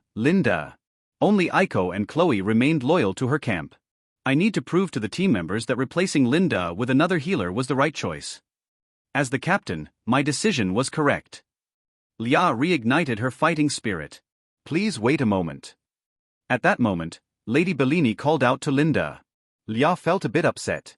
Why did it seem like Linda was Lady Bellini's closest person? Her mother was always siding with Linda and criticizing her. But she was Bellini's daughter, wasn't she? Lady Bellini gratefully took Linda's right hand. Linda, please let me repay you. You saved me, how could I let you leave empty-handed? It's my husband's family teaching to repay kindness. What? You still want to repay Linda? He already stole my blazing bracelet. Lia exclaimed angrily. Losing to Linda and Mom wanting to repay Linda are two different things, you know? Lady Bellini gently tapped Lia's head and scolded her with an intense look. Then she gestured to Linda, let me take you to the treasury of the Crimson Adventure Group, please don't refuse. The treasury of the Crimson Adventure Group? Linda's heart stirred. There must be quite a few good things inside. He nodded, then I won't be polite. Please follow me, Lady Bellini said gently, swaying as she led the way. A group of people followed Lady Bellini, heading out of the room. Lia, on the other hand, ate sullenly at the table, the bones in her steak making a crackling sound. It was as if she was pouting at her mother who didn't care about her. But there was no helping it. Lady Bellini needed to treat Linda, her benefactor, with due seriousness. With Linda's help, she could continuously reduce the witch's corruption in her body and live like a normal person. To achieve the goal of survival, Lady Bellini was willing to pay any price. All of this was actually for Lia. As a mother, Lady Bellini wanted to see the day her daughter grew up. The group went downstairs and arrived at the mansion's basement. The light was dim here. Lady Bellini led the way with a magic lamp to a circular heavy stone door. She took out a long bronze key from her bosom and inserted it into the recess of the stone door. Immediately after, a heavy click-click loosening sound followed, and the circular stone door retracted to the right. Linda looked inside. At the end of a red carpet, there were many shelves embedded in the wall, each shelf with its own compartments forming grids of various sizes. In each grid, there was either a piece of equipment or an item. The lowest quality was blue rare. Looking around, there were thousands of such grids. Breathtaking. No wonder they are one of the top families in Red Heart City, the Mundalas. Linda sighed. From the setting of the game Great Mystery Continent, it was known that the Mundalas had a history of hundreds of years, with each generation guarded by a steel-level adventure group. The wealth accumulated over a long period was unimaginable to ordinary people. In the future, there would even be a heavenly rank adventurer as high as level 50, Bursting Flames Lia, leading the Mundalas to new heights. .net. But with his arrival, the future trajectory of the Mundalas had changed. Whether she could still become a heavenly rank adventurer like in the game remained an unknown. Linda, please come in alone, Lady Bellini said apologetically. The treasury is a crucial place for the Mundalas, and I can only bring one person in. The treasury was strictly guarded by magic arrays, and everyone's entry and exit were recorded. Even as the third lady of the family, Lady Bellini dared not make decisions on her own. I understand, Linda said to Kaphne, you and Monica wait outside for a while. All right, Kaphne reluctantly pouted. Monica whispered, I want to stay with Captain. Be good, Captain will be back soon, Linda said with a smile, comforting her. Then he nodded to Lady Bellini, following the lady into the treasury. The two walked down the hallway leading to the treasury, idly chatting. Lady, you're bringing me in here, but won't the Bloody Baron get angry if he finds out? It's all right. Actually, this is just the outer treasury, which stores equipment and magic items below level 30. Only the master holds the key to the core treasury. Linda nodded, I can understand that. Equipment above level 30 is too precious. When he had his own core treasury in the future, he would also keep the key to himself. He didn't quite trust people like Kaphne and Monica, let alone the sickly third Lady Bellini. Can I take anything I want from the outer treasury? Yes, anything at all, but only one item, that's the most I can do. Lady Bellini said gloomily, among the 3 wives of the master, I am the least favored. It's been 10 years, and the master has only been intimate with me once. Linda stumbled, his face turning somewhat embarrassed. Does this lady lack common sense, or is she just a big dork? Why does she always talk to him, a young man in the prime of life, about her affairs with the Bloody Baron? Linda changed the topic. Since the Baron has only touched you once in 10 years, why is Lia 18 years old? Well, Lia is the master's illegitimate daughter. She was brought home when she was 8 years old, Bellini responded. Lady Bellini's countenance darkened as she remembered the days of poverty. The master provided us, mother and daughter, with comfortable conditions, but Lia doesn't show him any respect. She believes it was because he left us outside all the time that I ended up hurt by a witch, resulting in my weak constitution. No wonder Lia sometimes seems rather unsophisticated, Linda muttered internally. Compared to the genuine young lady Aiko, Lia, besides her temper, was a total mess in every other aspect. She knew nothing of noble etiquette. Arriving at the treasury hall, Linda focused his mind and began to seriously select. Since he could choose only one item, he had to be cautious. At first glance, the rack directly in front was full of weapons. From the mage's long and short wands, to the swordsman's great swords and one-handed swords, the warrior's shields, axes, armor, as well as the rogue's daggers and some odd weapons for other occupations, it was a vast and splendid array. Each item radiated a pale blue glow, with some even shining a purple light. Linda couldn't help but gasp. The total value of everything in the treasury was probably close to 100 million gold coins. Magical equipment lined an entire wall, with magic items on both the left and right sides, including some rare skill stones. Linda walked and looked around, using the system to assess the value of each item. Equipment, Shining Staff. Level 15. Quality, Purple Rare. Equipment, Lightweight Chainmail of Rage. Level 19. Quality, Purple Rare. Equipment, Gloomy Serrated Dagger. Level 27. Quality, Purple Rare. Linda looked at many items and was plagued by indecision. There were just too many excellent purple equipment items, and it was hard to say which one was definitively better than the others. Take your time, no rush, Lady Bellini said as she saw his furrowed brow and smiled gently. And just then, something on the right rack flashed. Linda glanced subconsciously. In one compartment, there was a silver, transparent test tube-shaped potion.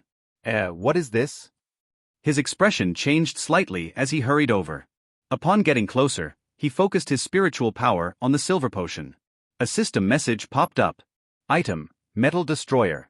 Effect, greatly increases hit rate against Metal Series magical creatures for a duration of 10 minutes. Increasing hit rate. At first glance, there was nothing special about this potion. Your next read awaits at mvlenovelbin.net. While hit rate is important, most Metal Series magical creatures are cumbersome and cannot dodge the attacks of adventurers.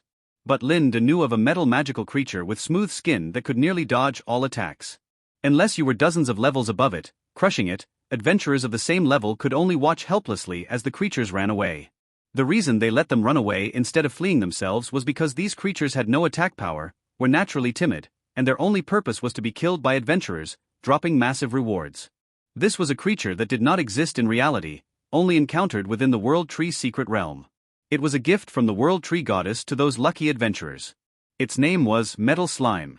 A special mutation, suspected to be a rare slime plucked straight from a certain dragon battle game. Linda had grinded for metal slimes many times in the game, but most of the time, the metal slimes escaped. Only with incredibly good luck could he possibly kill one. Back then, Linda's adventure team had reached an average level of 50, while the metal slimes they encountered were only level 20.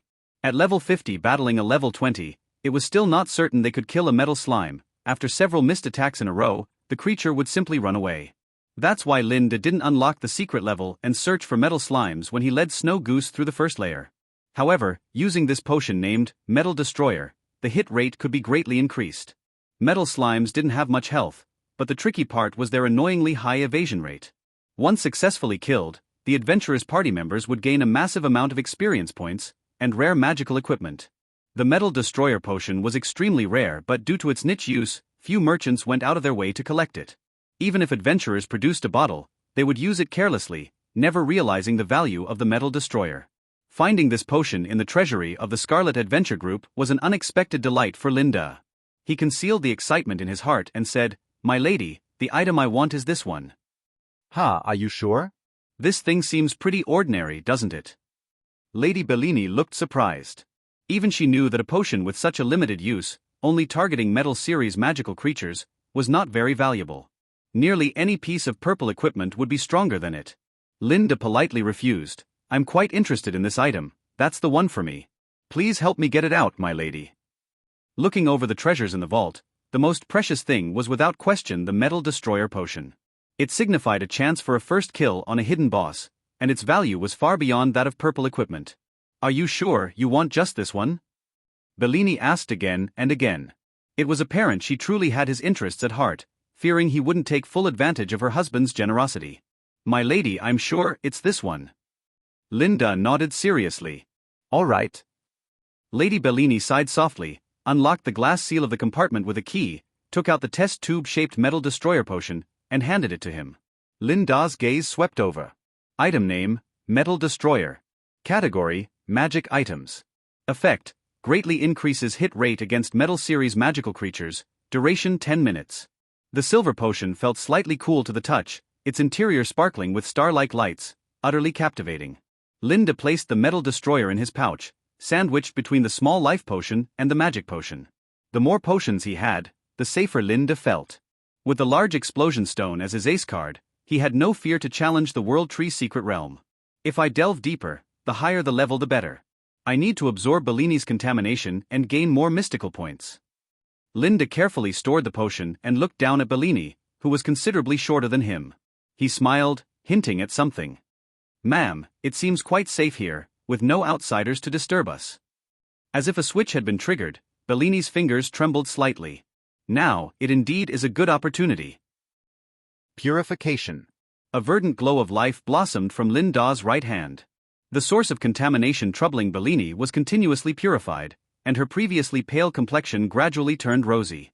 It was as if time had reversed, transforming her from a woman in her 30s back into a young girl. Bellini opened her eyes wide in surprise. She felt much lighter, and her head no longer felt heavy. Her sense of smell and hearing became acuter. Similarly, Linda also reaped substantial gains. Explore more at mvlenovelbin.net. System notifications popped up one after another. Absorbing Masterless Witch's contamination, mystical points plus 100. Absorbing Masterless Witch's contamination, mystical points plus 230. Absorbing Masterless Witch's contamination, mystical points plus 370. 5 minutes later, Linda felt tired. His magic power was nearly depleted, and the contamination absorbed was also dwindling. This meant that most of the contamination at this depth had been eliminated by him. He checked his gains, a total of 2,300 mystical points, counting the previous ones, making for a total of 4,267 points. If the experience points worked just like in a game, Linda, at level 8 with 300 out of 1,500 experience points, would only need 4,200 mystical points to reach level 10. From level 8 to 9 required 1,500 experience. From 9 to 10, it doubled to 3,000 experience. Reaching level 10 was a milestone for adventurers, significantly increasing attribute points, mastering new skills, and meaning a departure from the lower tiers into a relatively decent life.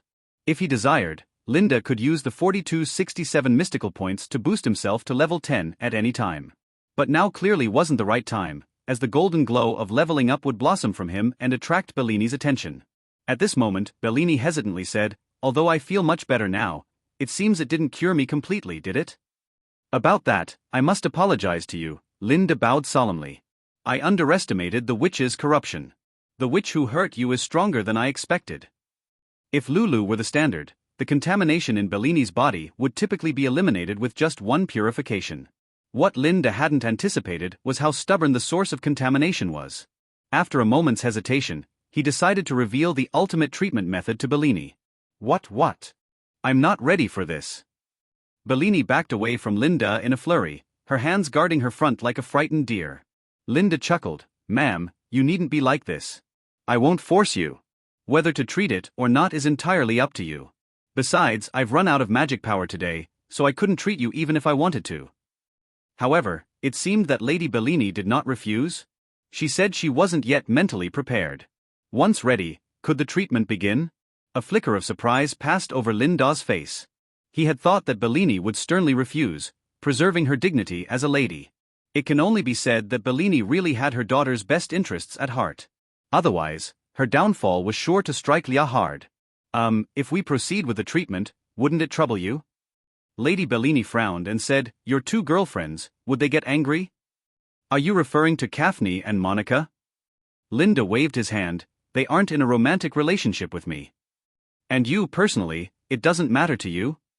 Bellini, holding back her shame, summoned the courage to look at this tall young man. Linda said seriously, "Of course it doesn't. As a single old healing mage, if I could receive your guidance on my first attempt, it would be an honor." "Ah, it's your first time?"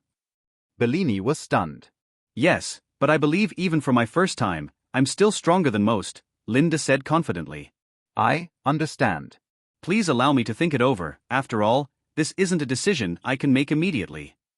Bellini was still scared of the Bloody Baron. Understood.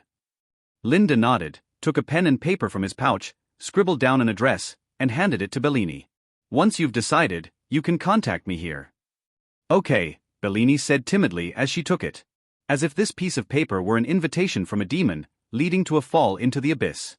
Linda joked, remember to keep it from the Bloody Baron. Of course, Bellini rolled her eyes, inadvertently oozing the charm of a mature woman. If you can successfully cure me. Bellini thought carefully for a while, then said earnestly, I'll secretly take you to the Master's core treasury. It's a deal, Linda smiled and nodded. The door to the outer treasury was finally opened. Kaphne had been waiting impatiently and complained, what were you doing inside? Picking equipment is so troublesome.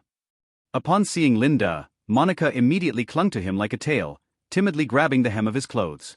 Ruffling Monica's paper box, Linda, with a piercing gaze, said, we should take our leave, back to White Dove City. This trip to Red Heart City had been very rewarding for him.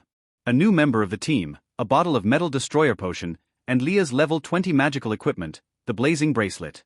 Both manpower and resources were ample. It was time to conquer the World Tree's secret realm. Having been away from White Dove City for 3 days, he wondered how Lulu was doing. Had she gone looking for him? If she found him gone, would she think he had fled with her secret? Thinking of that beast-eared girl, Linda felt exceptionally troubled. Being high level was all well and good, but not as obedient as Monica. As they emerged from underground, Linda heard the sound of fierce fighting. The group looked ahead in surprise to see 2 figures in the courtyard, one red and one golden. They intermingled, their battle chi fiercely colliding, each strike like thunder, causing painful ringing in the ears. Dawn and Leah, why are they fighting? Linda wondered. The red figure, like an enraged leopardess, aggressively attacked. Although Leah was of a lower rank than the latter, she was on the offensive. Between each punch and kick, she produced trails of afterimages, her movements fluid without a hint of stiffness, her fiery red hair swirling behind her like a cape, forcing Dawn to retreat. But this was only on the surface. Linda's expression gradually turned serious. At a glance it seemed Leah had the upper hand, but Dawn, using thunder fighting spirit, remained cold and unflustered, obviously testing Leah's strength. Don't underestimate me, my snow goose will someday surpass the Crimson Adventure Group. Leah roared, her right fist enveloped in exploding fiery battle chi, smashing towards Dawn's head. This punch was extremely fast and Leah had secretly added the skill energy charging. .net. Dawn's expression changed, his previously effortless state finally breaking. Even he, a star-ranked adventurer, hadn't seen when Leah had charged up. Those punches and kicks were merely a smokescreen. The fist grazed Dawn's cheek, like a swift blade, slicing a small cut in the battle chi shield on his body, spraying blood everywhere. -1000. In Linda's vision, a red number popped above Dawn's head. However, since the opponent was high level, his health points were frighteningly high. Even after losing 1000 hit points, it was still just a minor injury. But this strike enraged Dawn, thunder fighting spirit circulated through his body, his muscles swelling explosively as he countergrabbed Leah's attacking right arm, and threw her over his shoulder. With a loud thud, the white flagstones in the yard shattered, a small crater formed by the impact. Leah. As a mother, Bellini rushed forward anxiously to intervene. Don't go over there, be careful not to get caught in it. Linda grabbed Bellini and squinted towards the center of the battle engulfed in dust, where he could vaguely see the number -500 popping up above Leah's head. If that over-the-shoulder throw had landed properly, she would have lost about 2000 hit points. She's fine, Linda said calmly. As the saying goes, where there's smoke, there's no injury. Leah, who was thrown over the shoulder, landed steadily on her feet and suddenly released flames from her hands, forcing Dawn to step back. Dawn wiped the wound on his cheek with his thumb, and seeing the streak of crimson he smiled, 3 years no see, and you've upgraded from trash to deadwood level, not bad. Leah's gaze fixed dead on Dawn, her body's fire battle chi burning like fierce flames, energy charging. Stop fighting, you two. As siblings, you should get along. Bellini stood angrily between them, if you keep this up, I'll have to tell the old man. At the mention of old man, Dawn frowned, dispersed his battle chi, and looked toward Leah not far away, snorting coldly, you're lucky this time. If I run into you next time you come back, I'll continue to teach you a lesson. Who's afraid of whom, I'll trample you underfoot sooner or later. Lia scoffed. Enough. Bellini grabbed her daughter's hand and bowed apologetically to Linda. I'm really sorry, I need to discipline my daughter a bit more, so I won't see you off. Madam, you're weakened, please go back and rest, Linda said understandingly, nodding. So you haven't left yet? Lia glared at him fiercely, and then was pushed by Bellini into the mansion. In the manor, only Linda, his group, and Dawn were left. Dawn spoke first. Compared to the cold demeanor when they first met, Dawn's attitude was inexplicably friendlier. The second young master of the Mandala family seemed to be in a much better mood after Lia drew blood with a punch. That fool is not fit for exploring the mystic realm, I hope you can wake her up and make her roll back here. Linda was curious, but I'm just a level 8 adventurer, how could I possibly do that? You can't, but I think your team can, Dawn said, appreciation showing in his eyes. Lia left home at level 7, and you've helped her adventure team reach the 8th layer in 3 years. Such ability is top-notch even in Red Heart City. Linda shook his head, but I'm not interested in meddling in your family affairs, managing my own team is already enough work. No need for modesty, if I say you can do it, then you can, Dawn said proudly. You've looked after Lia for 3 years in Snow Goose, consider it a favor the Mandala family owes you. If you face difficulties in Red Heart City, feel free to use my name. Thanks for that. Linda was naturally happy to accept the benefits. He performed a courteous adventurer's bow, commonly used, and prepared to leave. Oh right. Dawn slapped his head as if remembering something and cautioned, be careful around the Breeze River Beach area when you head back to White Dove City. Our adventure team scouts have found that the magical creatures there are not normal, there might be mutated high-level magical beasts appearing. Those creatures are not something your team can handle. Maybe you'll see our Crimson Adventure Group in action. Speaking of which, it's been a long time since we've clashed with your city's White Dove Adventure Group. White Dove Adventure Group. Linda paused in his steps. He had almost gotten calluses on his ears from hearing these 5 words so often. Everyone in White Dove City was familiar with this adventure group. The strongest iron-level adventure group in the city, a benchmark for all. Right, you just mentioned Breeze River Beach, he asked seriously. Dawn hummed an affirmation. Recently, murderous crabs have migrated there. It's estimated a mutated leader exists. When you go back to White Dove City, remember to avoid it. Thanks for the heads up. This time, Linda genuinely performed an adventurer's salute. The mention of murderous crabs and Breeze River Beach triggered a memory. It was a small event, Murderous Crab Tide, about to start. By his calculations, it would start in about 10 days. This was a major summer event, Heroes Stone Descendants, a warm-up event. Intended to help adventurers quickly level up and increase the chance of obtaining hero stones. Breeze River Beach would be the epicenter of the Murderous Crab Tide. Players eliminating murderous crabs during the event period would receive an experience points boost. In real life, such reward schemes would definitely vary, which Linda needed to watch out for. The trio bid farewell to Dawn, went to the Adventurers Guild, and hired a carriage specifically for long off-road journeys, heading back to White Dove City. In the carriage, Kaphne excitedly held a red and blue handheld console she had pilfered from someone's bag, controlling the magic puppet inside to farm monsters, occasionally exclaiming how exhilarating it was, looking like someone who had never seen the world. Meanwhile, Monica slept on Linda's lap, her breathing calm and steady. Linda quietly picked up the girl's paper box to ventilate it, his fingers stroking her rosy cheeks, somewhat lost in thought. If handled well, the Murderous Crab Tide event could fatten up his team in one go. These creatures were weak to weak Earth Series magic and Striking Series damage. Once the tide erupted, 2 types of equipment were sure to rise in price. Earth Series magic wands, magic scrolls. Striking Series hammers, axes. Prices would rise by at least 20%. Linda massaged his chin, pondering, stock up on goods now, and he could make a killing. He needed to secure more gold coins before everyone realized the Murderous Crab Tide was about to start. With his foresight, the more he hoarded, the more he would earn. It's just a pity that I have so few gold coins, even selling Leah's blazing bracelet would only make about 30,000 gold coins. In the carriage, Linda pondered for a moment and decided to use the World Tree Secret Realm as a breakthrough point. The hidden bosses on the 1st and 3rd levels had not yet been discovered by anyone. Not sure about other provinces, but in Songqing Province, where White Dove City is located, no adventure team had killed a hidden boss yet.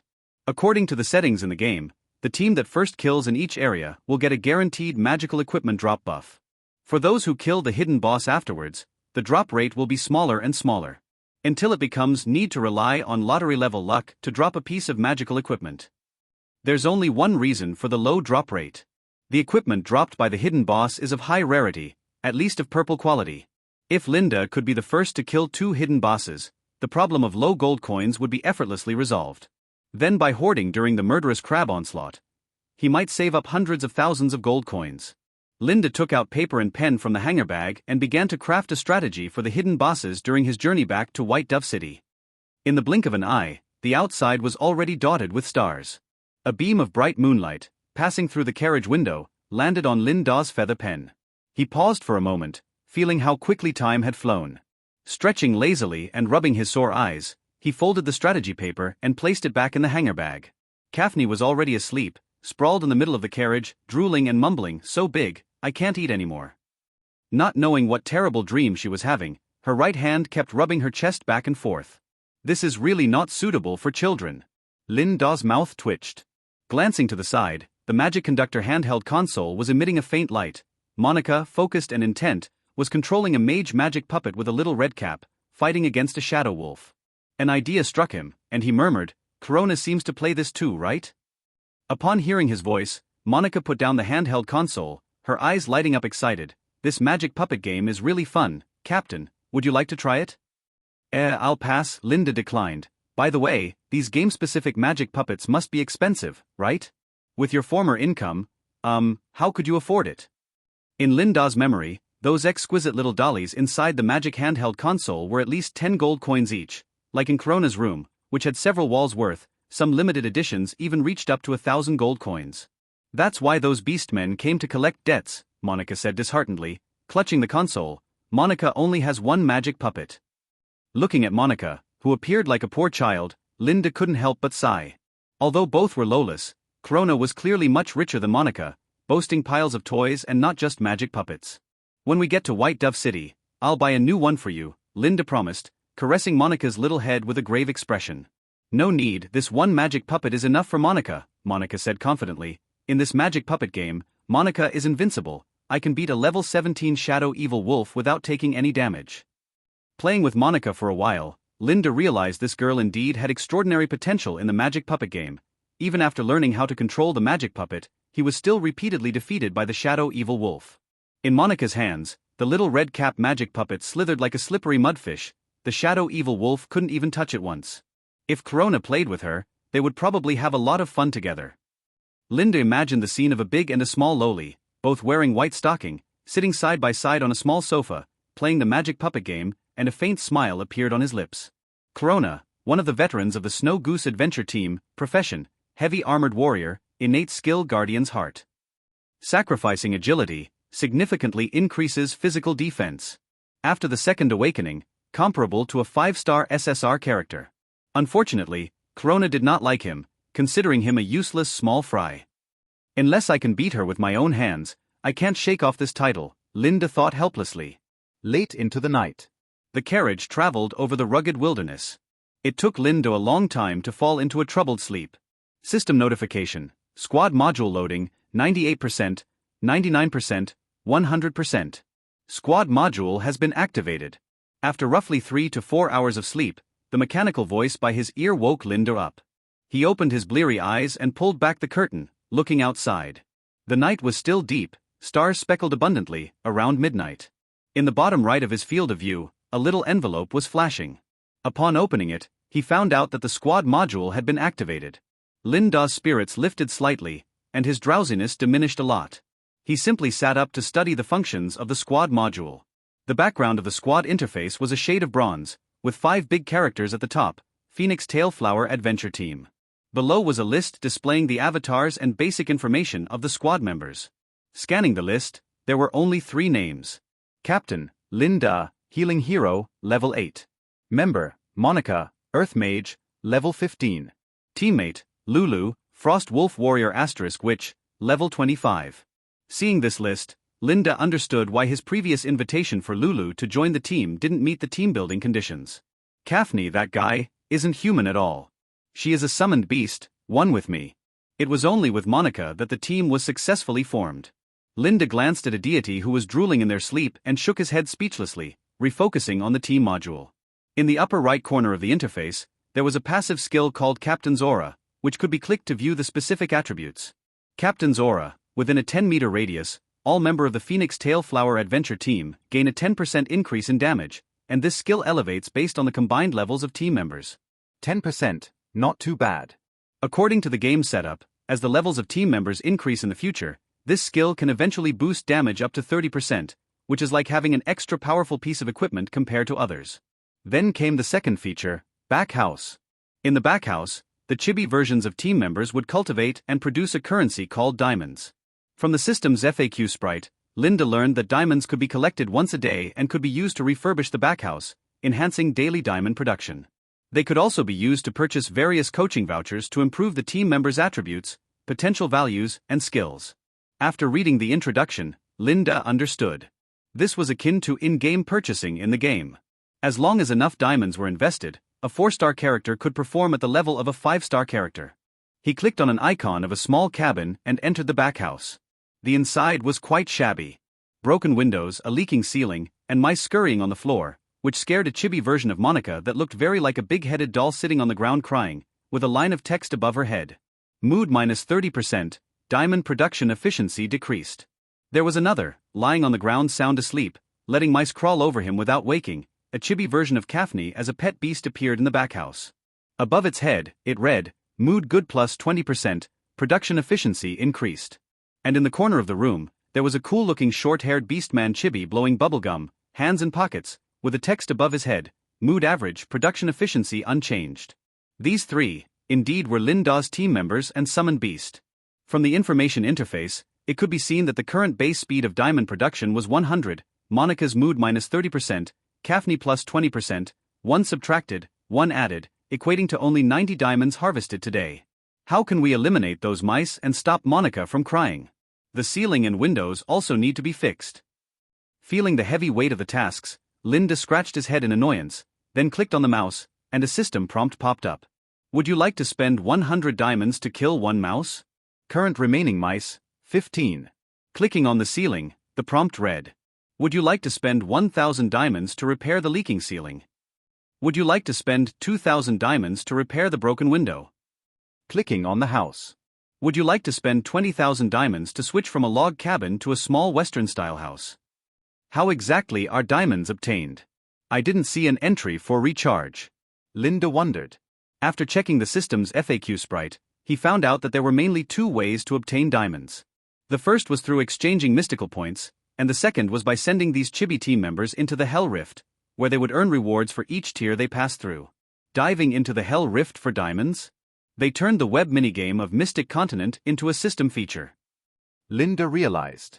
He clicked on a red and black deep pit, and the screen switched to a top-down view of an automatic combat scene, where his 3 characters, Lulu, Monica, and the pet beast Kaphne, jumped in. They landed in a dimly lit area, surrounded by torches, resembling an arena. 3 black magical wolves walked out from an opened gate. Earthquake crack. A line of exclamation-filled skill text popped up over Chibi Monica's head as she raised her magic wand high, and a brownish light lit up from above. The ground around her trembled violently, and the soil turned into sharp spears, piercing the 3 black magical wolves. Victory. The golden, huge text popped up. In the settlement interface, Monica smiled shyly, looking both proud and embarrassed. Explore more at mvlenovelbin.net. Meanwhile, Kaphne lay on the ground asleep, and Lulu kicked stones, looking gloomy. After passing the first tier of the Hell Rift, Linda earned 500 diamonds. System prompt. Would you like to explore automatically? Linda clicked, yes. During the exploration, he returned to the backhouse interface. Here, the chibi versions were still present, unaffected by the exploration of the Hell Rift, working diligently like paper people, producing diamonds for the player. Linda noticed that Monica's chibi mood had worsened from minus 30% to minus 35% in just a short while, and she was scared into a crouch by the scampering mice. Damn mice, daring to bully my team member. Linda clicked on the mice angrily, spending 500 diamonds to kill 5. As Monica noticed the reduction in mice, she cautiously stood up, touched her chest, and sighed with relief, her mood also improving by 5%. With 10 mice remaining, eliminating them all should normalize Monica's mood. Linda once again entered the Hell Rift interface. The 3 chibi characters advanced rapidly through the map. In a short time, they reached the 13th level, facing a level 13 Blade Mantis. With Lulu and Monica as the main pillars, the low-level magical creatures were easily chopped up as if slicing through vegetables. A pile of system messages had accumulated. Linda clicked on Collect, and the rewards amassed, leaping to his sight all at once. System prompt: your team has passed the 2nd level, the 3rd level up to the 13th level, earning a total of 13,500 diamonds. With so many diamonds, Linda instantly became wealthy. He entered the back house, killed the rats, and fixed all the windows and the leaking ceiling. Wiping the non-existent sweat from his forehead, Linda rested his hands on his hips, let out a sigh of relief, and felt the illusion of having been busy for a while. The wooden cabin looked new again. Monica hopped around in joy, her mood boosted by a green plus 20%. Kaphne, who was lying on the floor asleep, stood up in surprise, as if she couldn't believe this was the Phoenix Tail Flower Adventure Team's house. Kaphne picked a different spot to sleep in deep slumber, her mood increasing from plus 30% to plus 40%. Lulu stood by the fixed window, looking out at the scenery, blowing bubbles that were somewhat bigger than before, her mood a green plus 10%. Linda nodded in satisfaction. The mood of all 3 team members improved, the daily diamond earnings increased from 90 to 170, the effect was noticeable. System prompt: you have repaired the wooden cabin, furniture mall unlocked. In the mall interface, a dazzling array of furniture was on display. Linda bought 3 iron beds and a fireplace, placing them in the back house. The daily diamond earnings immediately soared to 340. With the remaining diamonds, Linda went to the props section of the mall's interface. The items here were just like in the game, they could be used to add points to the team members, boosting their attributes. Small strength guidance ticket, 1,000 diamonds. Small magic guidance ticket, 1,000 diamonds. Small defense guidance ticket, 1,000 diamonds. Small potential guidance coupon, 10,000 diamonds. At Hell Rift, the Chibi Adventure Team, led by Lulu, delved into the 27th level, once again bringing Linda another 22,000 diamonds. He made a grand gesture and bought 2 potential guidance coupons. In the game, the first guidance of a character would result in a substantial effect increase, so choosing the costly potential guidance coupon was most suitable. Detection: team member Lulu has fallen asleep, choose Dream Guidance / Automatic Training. Linda questioned in his mind, what's the difference between the two? Dream Guidance will improve the member's training results. During guidance, you will become the dominator, possessing the power to change the dream, to guide the team member comprehensively. Linda nodded in understanding, which is to say, become a god in the dream, all-powerful. I understand, choose Dream Guidance. .net. He murmured in his heart. Suddenly, drowsiness overcame him. Linda closed his eyes and fell into a deep sleep. Half an hour earlier. Moonlight as white as snow fell on a small rental house in White Dove City. At 11 p.m., Lulu still hadn't gone to sleep. Holding a cup of cooled water, she stood on the 3rd-floor balcony, resting her hands on the railing, staring blankly to the north. Including today, it's been 4 days since Linda went to Red Heart City and hadn't come back. And the note he left said he would return in no more than 3 days. Did something unexpected happen, or did he know he was exposed and afraid of facing her, ran away? Either way, Lulu felt disappointed. Even if Linda's abilities weakened, she hoped he would be as cold and arrogant as before. To beat such a captain into the ground was her greatest desire. But the reality was, the Primordial Adventure Team's captain, Linda, known as Dark Shadow, making adventure teams from the royal capital tremble with fear, became someone who feared meeting her, tail tucked, fleeing like a scaredy cat? Was the promise on the note to return in 3 days just a ruse to buy time and keep her in White Dove City to facilitate his escape? Lulu's eyes grew cold. Such a cowardly captain wasn't worthy of her respect. Pulling out the note she had looked at countless times from her pocket, her hand involuntarily clenched, crumpling it into a ball of paper. Time and time again, he deceived her. If she could catch Linda next time, she would not be polite. Returning to her room, Lulu went to her only bed and lay down to sleep. The witch's corruption often acted up at night. Thankfully, someone helped her purify some of it, so it wasn't as excruciating as before. Lulu's toes curled tightly, her brows creased in distress as she clutched her chest, her body tense as if it was cramping. After about half an hour of agony and exhaustion, she finally fell into a troubled sleep. Wake up. It's not time to rest yet. Let's see, the first dream guidance task, 1,000 push-ups? Lulu's beast ears, sensitive beyond compare, twitched and she heard someone speaking nearby. Was an intruder inside the house? She immediately woke up and leaped to her feet. Baring her teeth and extending her claws, she looked toward the other person, murder in her eyes. But the shadowy figure before her, dressed in black and carrying a long sword with a white mask hiding his face, caused Lulu's gaze to become frozen, a chill rising from the bottom of her heart. Why was he here? Lulu's eyes widened in fear, unable to distinguish whether this place was reality or a dream. The person before her, dressed in a dark coat, long sword at his back, wore a white, faceless mask. His presence was unfathomable, seemingly idly tapping in the air with his fingers, his stance slack, but to Lulu, he felt like a sword mountain, filled with violent and sharp battle chi everywhere. Daring to approach him would mean being torn to shreds. This man was none other than the terrifying captain of the primitive adventure team, Dark Shadow, Lin Da, whom Lulu remembered. What exactly is going on? I was clearly on the bed in my rental house, so why did I end up here when I opened my eyes, and even met the captain? Lulu's brain was in complete chaos. She looked around incredulously, even the sky had changed, shifting from deep night to daylight. The place she was in was the peak of a mountain, with a top level to create a platform as smooth as a mirror's surface, forming a circle with a diameter of about 100 meters. 10 steps in front of her stood the man known by the title Dark Shadow. Why did you bring me here? Are you really Lin? Lulu intended to irreverently call out the other person's name, but the deep-seated fear in her heart for that person had long since entered her veins. The moment Dark Shadow glanced at her indifferently, she felt a chill in her heart and her limbs shake, swallowing the words Linda, and bitterly switching to a title of respect. Are you really Lord Captain? Dark Shadow pondered for a moment before finally answering, yes and no. You can consider me a shadow of your subconscious, appearing to abide by your desire to grow stronger and guiding you to become more powerful in your dreams. Lulu exclaimed in shock, so it wasn't you who brought me here, everything here is my dream, a figment of my subconscious? That's one way to understand it. Dark Shadow said, let's begin the first training exercise, 1,000 push-ups. Push-ups? Can this kind of training really make me stronger? Lulu had not yet finished her retort when she felt an immense force press upon her, as if an invisible giant hand controlled her to lie down in the starting position for a perfect push-up. In the dream, I am omnipotent. I advise you to abandon those rebellious thoughts and obediently follow my commands. Dark Shadow conjured a comfortable red sofa out of thin air, sitting in front of Lulu with his legs crossed and a steaming cup of coffee in hand. Begin. Although Lulu was unwilling in her heart, it seemed that she couldn't stand up without following his commands. While doing push-ups, she was surprised to find that it felt as if she was bearing the weight of 1,000 caddies, with every bend of her arms being unbearably sore. If it were ordinary push-ups with her physique, she could easily do 1,000 of them. But what about with a weight of 1,000 caddies? Lulu's expression changed.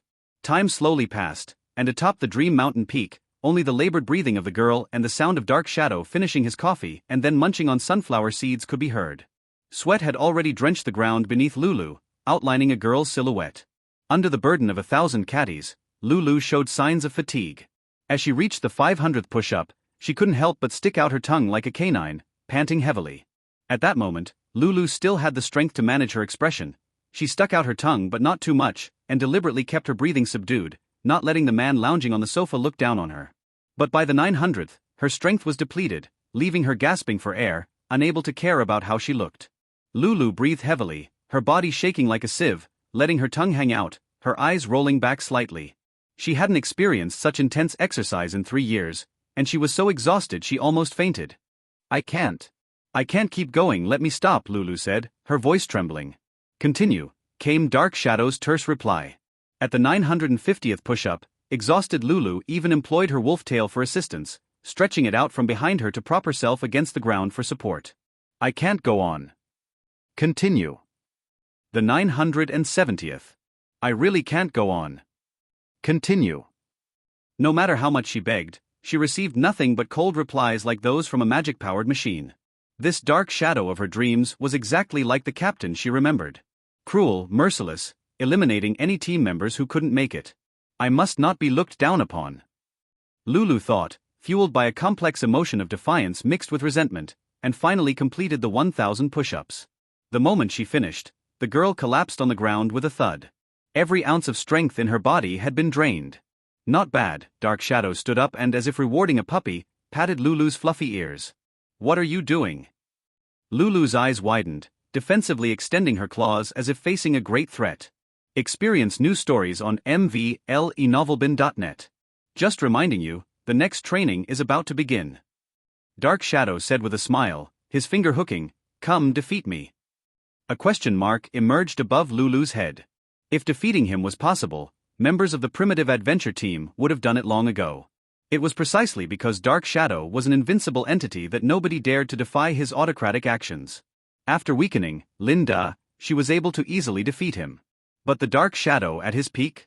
Lulu, feeling troubled, retracted her claws and said with her head down, "How could I possibly win against you? Forget it, I should go back. How can I wake myself from this dream?" She pinched the soft flesh on the inside of her thigh hard, but other than the pain that made her frown, it was of no use.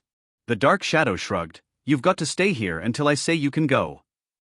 Half an hour later. Bang! A pale blue figure, like a beaten sack, was sent flying. Lulu took a punch to the abdomen, and without the other party exerting much effort, but when she touched it with her hand, she found a huge black hole had appeared on her belly. She was back. Being harshly taught by the captain in the illusion technique space, the days she was trampled underfoot. She was back. Lulu's body trembled, as her fear relapsed. Originally thinking that becoming a witch would wash away her shame, but facing this shadow in her heart, even in her dreams, she was still humiliated by the other party. Lulu lay on the ground, dazed, her gaze fixed on the sky, vacant, her consciousness also gradually drifting away. Resurrection technique. The Dark Shadow used a game-exclusive skill, a golden magic circle of holiness, falling onto Lulu's corpse. In just a moment, Lulu opened her eyes in confusion, clenched her fists, feeling the battle chi replenished, and her life energy extremely vigorous. Continue. She hadn't even reacted yet when a dark figure suddenly appeared by her side. Not even using the destruction magic sword on his back, he just punched her in the head. Minus 99,999. Lulu was dead again. Actually, Linda didn't want to treat her so cruelly. But to fully utilize the potential guidance coupon, he had to instruct with all his might. A single moment of leniency would result in 10,000 diamonds wasted. So, every move was for Lulu's benefit. Another half hour passed. Lulu died 56 times. Almost twice a minute. Once dead, the resurrection technique would be applied, waking her up at full health to continue being hit. Even with a will as firm as bedrock, Lulu was baffled by the beatings from the Dark Shadow. On the 57th time, she angrily wiped away the tear that almost fell from her eye, took a deep breath, and intensely focused on the movements of the Dark Shadow. The punch came, Lulu dodged by swerving to the side, and delivered a fierce spinning kick at the Dark Shadow. However, the opponent scoffed disdainfully, grabbed her ankle, and slammed her on the ground as if swinging a sack. Lulu's field of vision plunged into darkness. Before her consciousness faded, she heard the voice of the Dark Shadow by her ear. "Holding on for 2 moves counts as progress, that's enough guidance for today." Guidance for today? Could there be more after this? Lulu screamed inwardly, distraught. Through today's training, she had a deep realization of her arrogance, that even as a witch, she could never be an opponent for the Dark Shadow. The girl let out a terrified ah as she opened her eyes on the small bed in the rental room. Gone. Looking around, this was Linda's small rental room. She sat up, sweating profusely, touched the bedsheets, which felt as though soaked by the great water. The events in the dream were too real. Back again? Lulu touched her neck in confusion. It wasn't broken, and then she looked at her abdomen, which also didn't have the terrifying hole. The old magic hanging clock on the wall showed it was 1 a.m., while she had gone to bed at about 0:50 a.m. The flow of time in the dream was slower than in reality. Could those trainings in the dream really help me get stronger? Lulu murmured to herself. After she spoke, she froze suddenly, clenched her fist, feeling the surge in her battle chi, and was dumbstruck. It seemed she really had gotten stronger. Lulu stared blankly at her hands. She could clearly feel that the strength of her body had increased. This kind of improvement in talent usually only happened when opening an extremely rare treasure chest in the World Tree Secret Realm or by using epic-level items. Yet, she had only had a dream, been taught a lesson by that detestable captain dozens of times, and her talent had increased? Did she actually possess such a miraculous gift? With her mouth agape in surprise, Lulu felt for the first time in her life that she was a genius. She lay back on the bed, hoping to dream again and encounter the Dark Shadow. As long as she could become stronger, being tormented was no big deal. But no matter what, she couldn't dream about the other party anymore. Will it happen tomorrow? Lulu tossed and turned on the bed, too excited to sleep. She secretly thought that the next time she battled the Dark Shadow, she would try to block the third move before going down.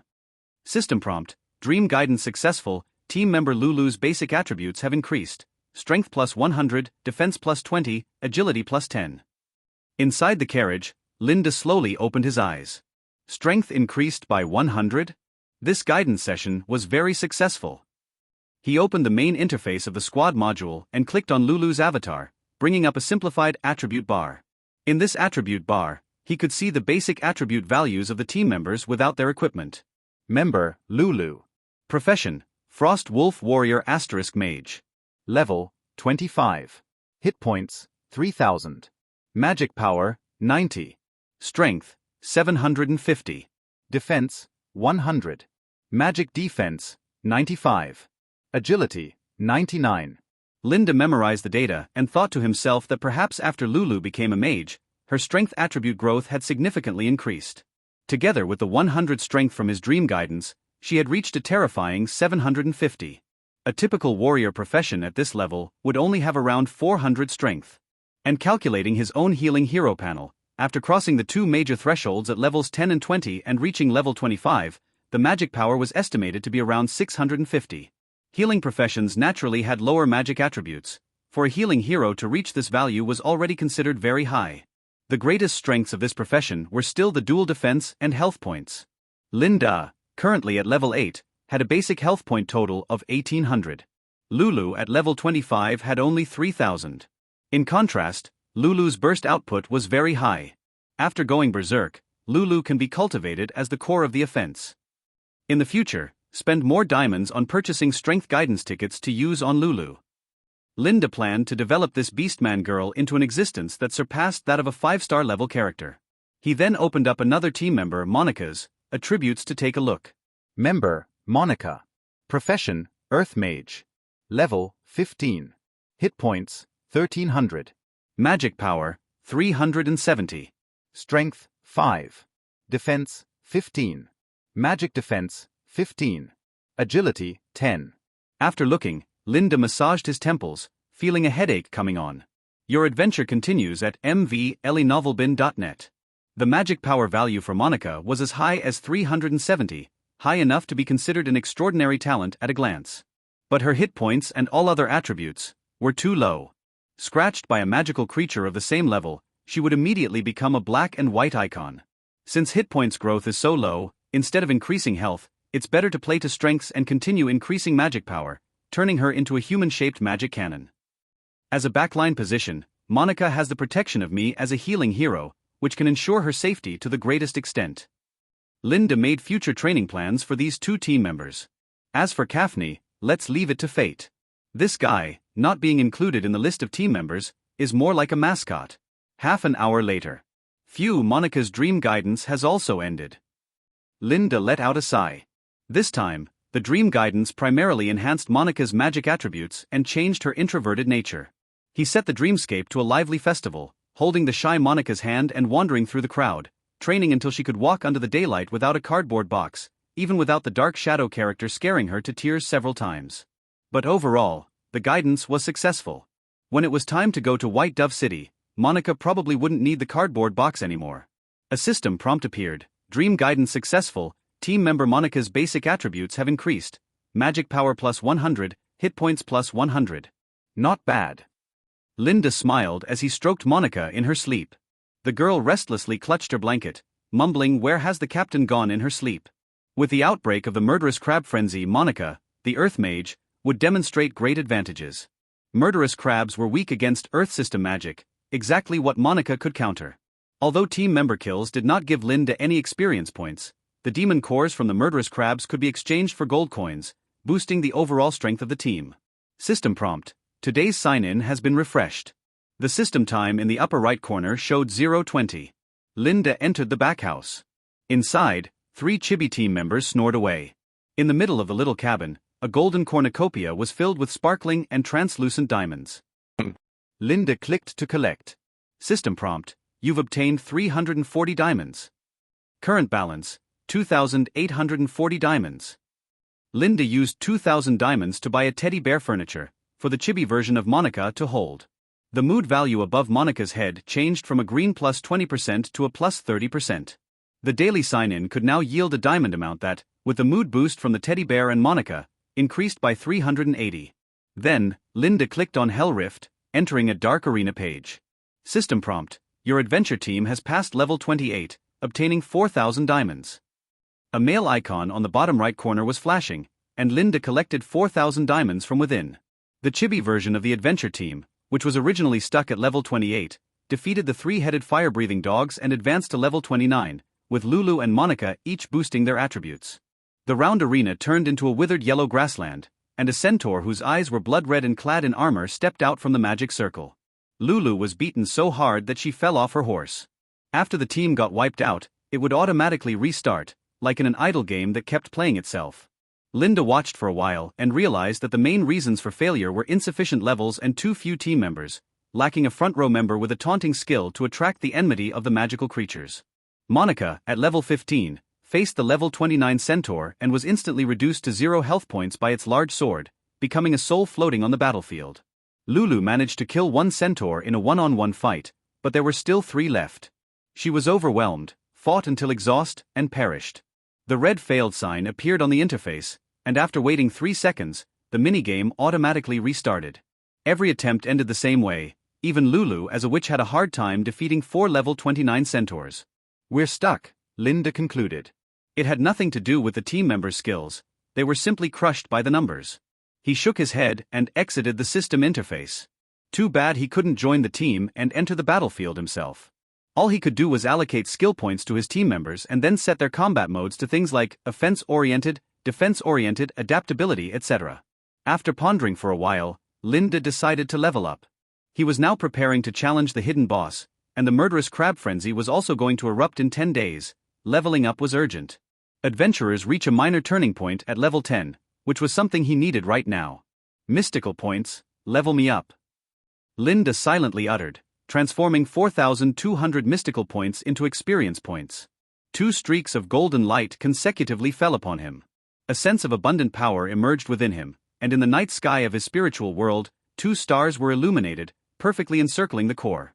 System prompt: you have reached level 9, strength plus 13, magic power plus 13, defense plus 2, magic defense plus 3, agility plus 2, hit points plus 200. System prompt: congratulations, you have reached level 10. Strength plus 50, magic power plus 50, defense plus 20, magic defense plus 30, agility plus 20, hit points plus 600. You have acquired 2 skill points. Poison Technique Series and Recovery Series have unlocked new skills: Toxin Mastery, Verdant Shield. Upon reaching level 10, Linda's attribute points more than doubled, with his dual attack increasing from 103 to 166, and his hit points added by 600, amounting to 2,400 in total. This base hit point count was almost higher than all frontline professions of the same level. Linda thought of Monica's pitiful 1,300 hit points and wished he could lend her some of his own. He clicked on the personal page and went to the skill tree. Adventurers unlock stronger profession skills at level 10. At level 20, they unlock ultimate skills with explosive outputs. It was because of these features that levels 10 and 20 became thresholds dividing adventurers. Linda had 2 skill trees and unlocked 2 skills by reaching level 10. The Poison Technique series called Toxin Mastery. The effect was simple and overbearing, directly enhancing the damage of Poison Technique series skills. Linda had 4 skill points at hand and invested 2 into it. Toxin Mastery LV2 increases poison damage by 20%.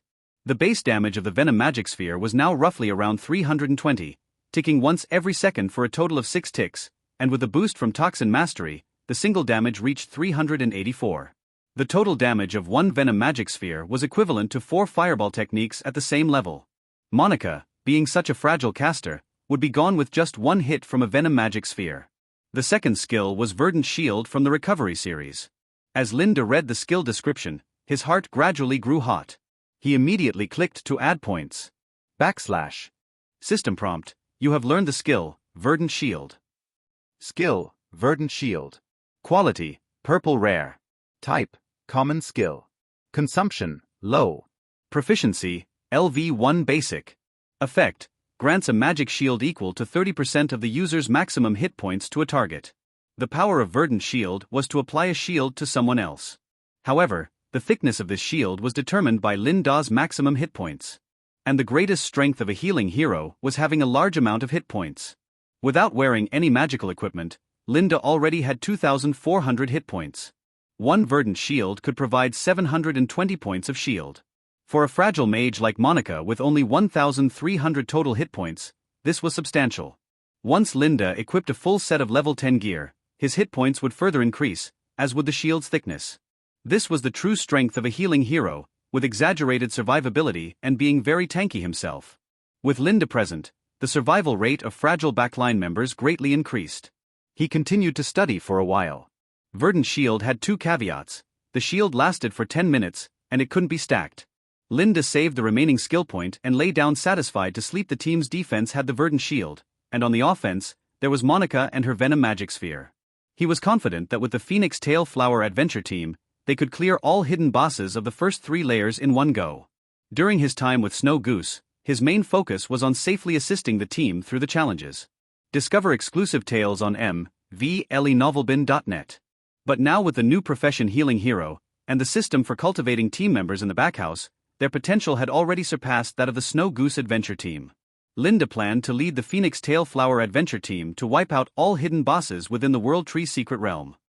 The next day at noon, the carriage came to a halt before a river beach. Breeze River Beach. In sight was a dragon-like blue river, surrounded by many aquatic plants, with some wild magical creatures standing at the edge of the riverbank, cautiously collecting water. "Sir, we've arrived at your designated location." The coachman Jebin pulled back the curtain and called to the person inside. Thank you. "Wait here for a moment, I'll be right back." Linda stepped out of the carriage, stretched his limbs, and breathed in the fresh air. There were 10 days left until the outbreak of the murderous crab frenzy. Linda had come early to observe the situation. Reality was not like a game. Murderous crabs wouldn't just spawn out of thin air. He wanted to see how the event from the game would manifest itself in reality. Not too far ahead, Linda found an adventure team. Composed of 3 men and a woman, they had just killed a level 9 Windblade giant deer and were excitedly extracting its demon core. One of them noticed his arrival and immediately changed expression, whispering into the ear of a freckled golden-haired young man. How goes the loot? "Are there many magical creatures around Breeze River Beach recently?" Linda asked while showing his adventure team badge. Each city's badges were unique, and adventurers from the same city would generally treat each other courteously in the wilderness. The freckled young man relaxed a bit when he saw Linda's badge from White Dove City and, as Linda approached, exclaimed in surprise, "Ultimate pervert. Cough, Mr. Eye of Wisdom?" That's me, Linda nodded. A well-known figure's face in the city was like an effective pass. If he had encountered a team from Red Heart City and approached them rashly, they might have thought he had bad intentions, potentially leading to a fight. However, with the title Eye of Wisdom, he easily avoided such confrontations. "I still prefer the title Phoenix Tail Flower Team Captain," Linda said with a smile, pointing to the badge on his chest. "Sorry, I didn't know you had formed a team," the freckled young man said sheepishly, scratching his head. Then he added, "There seem to be more magical creatures around Breeze River Beach recently. Our adventure team often comes by, and these past few days we've made a good haul." "Have you encountered any murderous crabs?" Linda inquired. "About that." The freckled young man's eyes shifted. The ponytailed female adventurer next to him whispered urgently, "Bob, don't tell this guy. There are too few murderous crabs, we can't let him compete with us for business." Bob nodded discreetly, thinking to himself that an 8th level murderous crab could be sold for at least 10 gold coins, whereas other level 8 magical creatures generally fetched around 5 gold coins. The carapace of the murderous crab could be used as material for making armor or ground into powder to enhance male performance, making their body parts far more valuable than those of ordinary magical creatures. Bob's team members were only at level 9 on average. It was most cost-effective and safest for the 4 of them to hunt an 8th level murderous crab together. They had already made over 100 gold coins through hunting in the past few days, which was twice the income of a team at the same level. If this Eye of Wisdom got involved, their adventure team certainly couldn't compete with him, leading to a drastic drop in income. "We haven't encountered any murderous crabs," Bob said with a forced chuckle, scratching his head. Seeing the other's evasive expression, Linda understood. He nodded and cautioned, "Murderous crabs range from level 7 to 17, so be careful if you come across one." Thanks." Bob looked up awkwardly. Linda fully understood the actions of this team. He also indirectly acquired the information he wanted. The number of murderous crabs was very limited. They wouldn't have deliberately concealed it from him if there had been a large influx. His foresight still held an advantage. With 10 days left until the murderous crab frenzy, he planned to gather as many gold coins as possible in that time. Linda returned to the carriage, deep in thought. In the morning, the 3 of them returned to White Dove City. The first thing he did was raid the equipment at Secret Realm Square. To conquer the hidden bosses of the World Tree Secret Realm, equipment was essential. The current Phoenix Tail Flower Adventure team was too poorly equipped. As the captain, Linda only had a rusty one-handed sword and worn leather armor. Monica was even poorer. When he first met her, the big Lolita couldn't even afford pants. Her skirt and white shoes were bought with Linda's money. The other team member, Kaphne, wasn't much better off. She only had a small dagger, nothing else. Linda needed to buy 2 sets of level 10 equipment and 1 set of level 15 equipment for Monica. The 3 of them first sold Leah's blazing bracelet at the nearby trading post. After some haggling, they got 32,000 gold coins for it. This startup capital greatly alleviated the financial pressure of Phoenix Tail Flower. Linda stored the gold coins into a savings card, which was accepted across the continent, and then went to Secret Realm Square to buy some fresh equipment. Returning to Secret Realm Square, the bustling atmosphere was immediate. Adventurers were coming and going in droves to enter the World Tree. There were also stalls everywhere, hawking the equipment they had obtained from the Secret Realm. Linda held Monica's hand, his voice gentle. "You've gotten used to not wearing the box, right? With the captain here, no one will hurt you." Yes, yes. Monica's sleek and cute forehead shone slightly under the sun as she nervously responded. The girl, like a sheep entering a wolf pack, leaned close to Linda, looking down, her big eyes daring only to glance at her toes, twisting inside her round-toed leather shoes. Monica, mustering her courage, looked up, only to find herself surrounded by a bunch of curious adventurers, which frightened her into hugging Linda's back and burying her small face into it. Linda, looking at Monica, who was buried in him like an ostrich, sighed helplessly in his heart. Helping Monica overcome her social anxiety would still be a long journey. As they reached the center of the Secret Realm Square, he transferred 10,000 gold coins from his savings card to Kaphne. They split up to scour the Secret Realm Square for equipment. Not just for the 3 of them, everything was within their shopping scope, including Earth System magic staves, magic scrolls, and striking series weapons. The earlier they were from the murderous crab surge, the more stable the prices of such equipment. Once the big merchants noticed and began buying crazily, market prices would also fluctuate. A level 10 mage cloak, this is a rare quality item, just exploded out yesterday, the latest model, both stylish and practical, 500 gold coins, can't go any lower. At a small stall, Linda haggled with a golden-haired elf adventurer.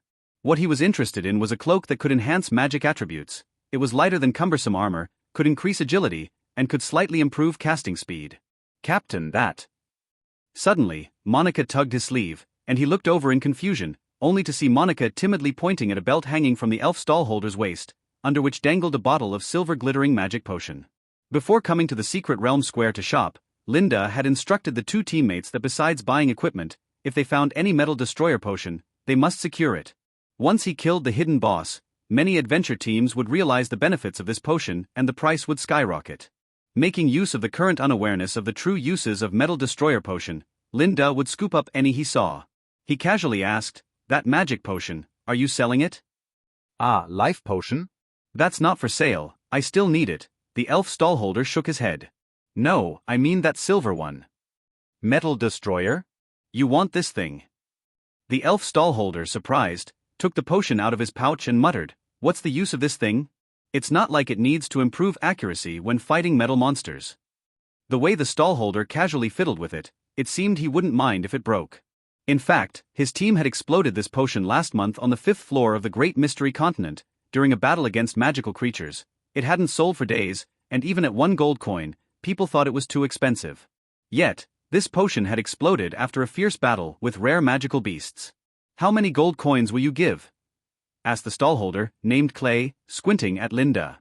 If this human showed any obsession with the potion, he was ready to jack up the price without hesitation.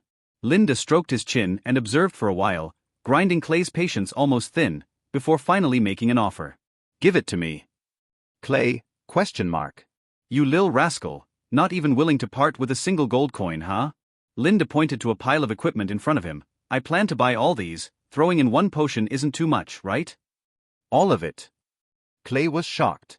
With many small vendors in the square, Clay, fearing Linda would turn to another stall, quickly passed over the silver potion. "Fine, I can't use it anyway, it's yours." "What's the total price for these equipments?" Linda casually took the potion and put it into his pouch. "A total of 7 items, 3,000 gold. I'll give you a discount, let's make it 2,700 gold coins." Linda shook his head. Let's stick to 3,000 gold. I feel like, as adventurers, we all have it tough. He worried that in a few days, the stallholder would be heartbroken enough to jump off a building. Once the true value of Metal Destroyer Potion was revealed, it could easily sell for 100,000 gold coins. Linda did not haggle and directly paid the full price of 3,000 gold using his savings card as Clay had stated. Clay moved, grasped his hand. You are quite the nice person. Not to deceive you, but for these equipments, our adventure team has suffered great losses. With everyone having lost limbs, they are all waiting for me to bring back the gold. Linda. After thinking it over, he swiped another 1,000 gold and said solemnly, when entering the mystic realm, safety must come first. Clay was so touched that he nearly cried. Apparently, there were still kind-hearted adventurers around. Discover hidden tales at mvlenovelbin.net. Carrying the equipment he had purchased in a large bag, Linda could faintly smell the lingering stench of blood on it. The crowded square was full of disabled adventurers setting up their stalls. He couldn't help but sigh, low-level adventurers have it so tough. The higher-level adventurers were relatively wealthy, with powerful equipment and town portal scrolls, hence they faced a lower rate of casualties. Even if they couldn't defeat the higher-level magical creatures, they still had many ways to retreat. But it was different for low-level adventurers. Town portal scrolls, those for floors 1 to 10, cost over 10,000 gold coins, unaffordable for them. Each piece of equipment was obtained through sweat and blood, and even life. During the purchasing process, Linda met one low-level adventurer after another. Their lives were generally very tough. The materials and demon cores from low-level magical creatures were too cheap, barely making any money. Magical creatures of the same level were no weaker than adventurers, and often required several adventurers working together to kill one. A slight carelessness could lead to casualties. When Linda arrived at the Mystic Continent 3 years ago, despite being a healer with average talents, having a wealth of strategies, and an excellent magic chanting speed, coupled with Lia and others, he hadn't experienced the harshness of adventuring. In fact, casualties among low-level adventurers were all too common. One afternoon, Linda saw many adventurers walking out of the World Tree looking distraught. They carried white body bags, their shoulders stained with fresh blood. Inside were teammates who had been joking together just hours before. The heavy atmosphere plunged the secret realm square into silence. Every adventurer sighed and mourned silently. No one knew who might be the next to be carried out or left behind in the World Tree forever. All the more experienced adventurers had been through the heart-wrenching experience of carrying out the bodies of their comrades. Linda, holding Monica's hand, both paid silent respects. Looking at that adventure team with vacant stares, as if drained of all their blood and sweat, a bold idea suddenly sprang to his mind. Could he do something for these low-level adventurers? The first 10 floors were where the mortality rate of adventurers was highest. These 10 floors were not more dangerous than those beyond, yet they were a huge challenge for rookie adventurers. They lacked the experience to handle the magical creatures in the mystic realm, and their mindset could easily falter. Performing well outside, they would become excited and nervous once inside the mystic realm, failing to perform even 70% of their ability. But according to Linda's unorthodox tactics, for the first 10 floors of the mystic realm, if the adventurer's level was sufficient, they could pass through easily, even without injury.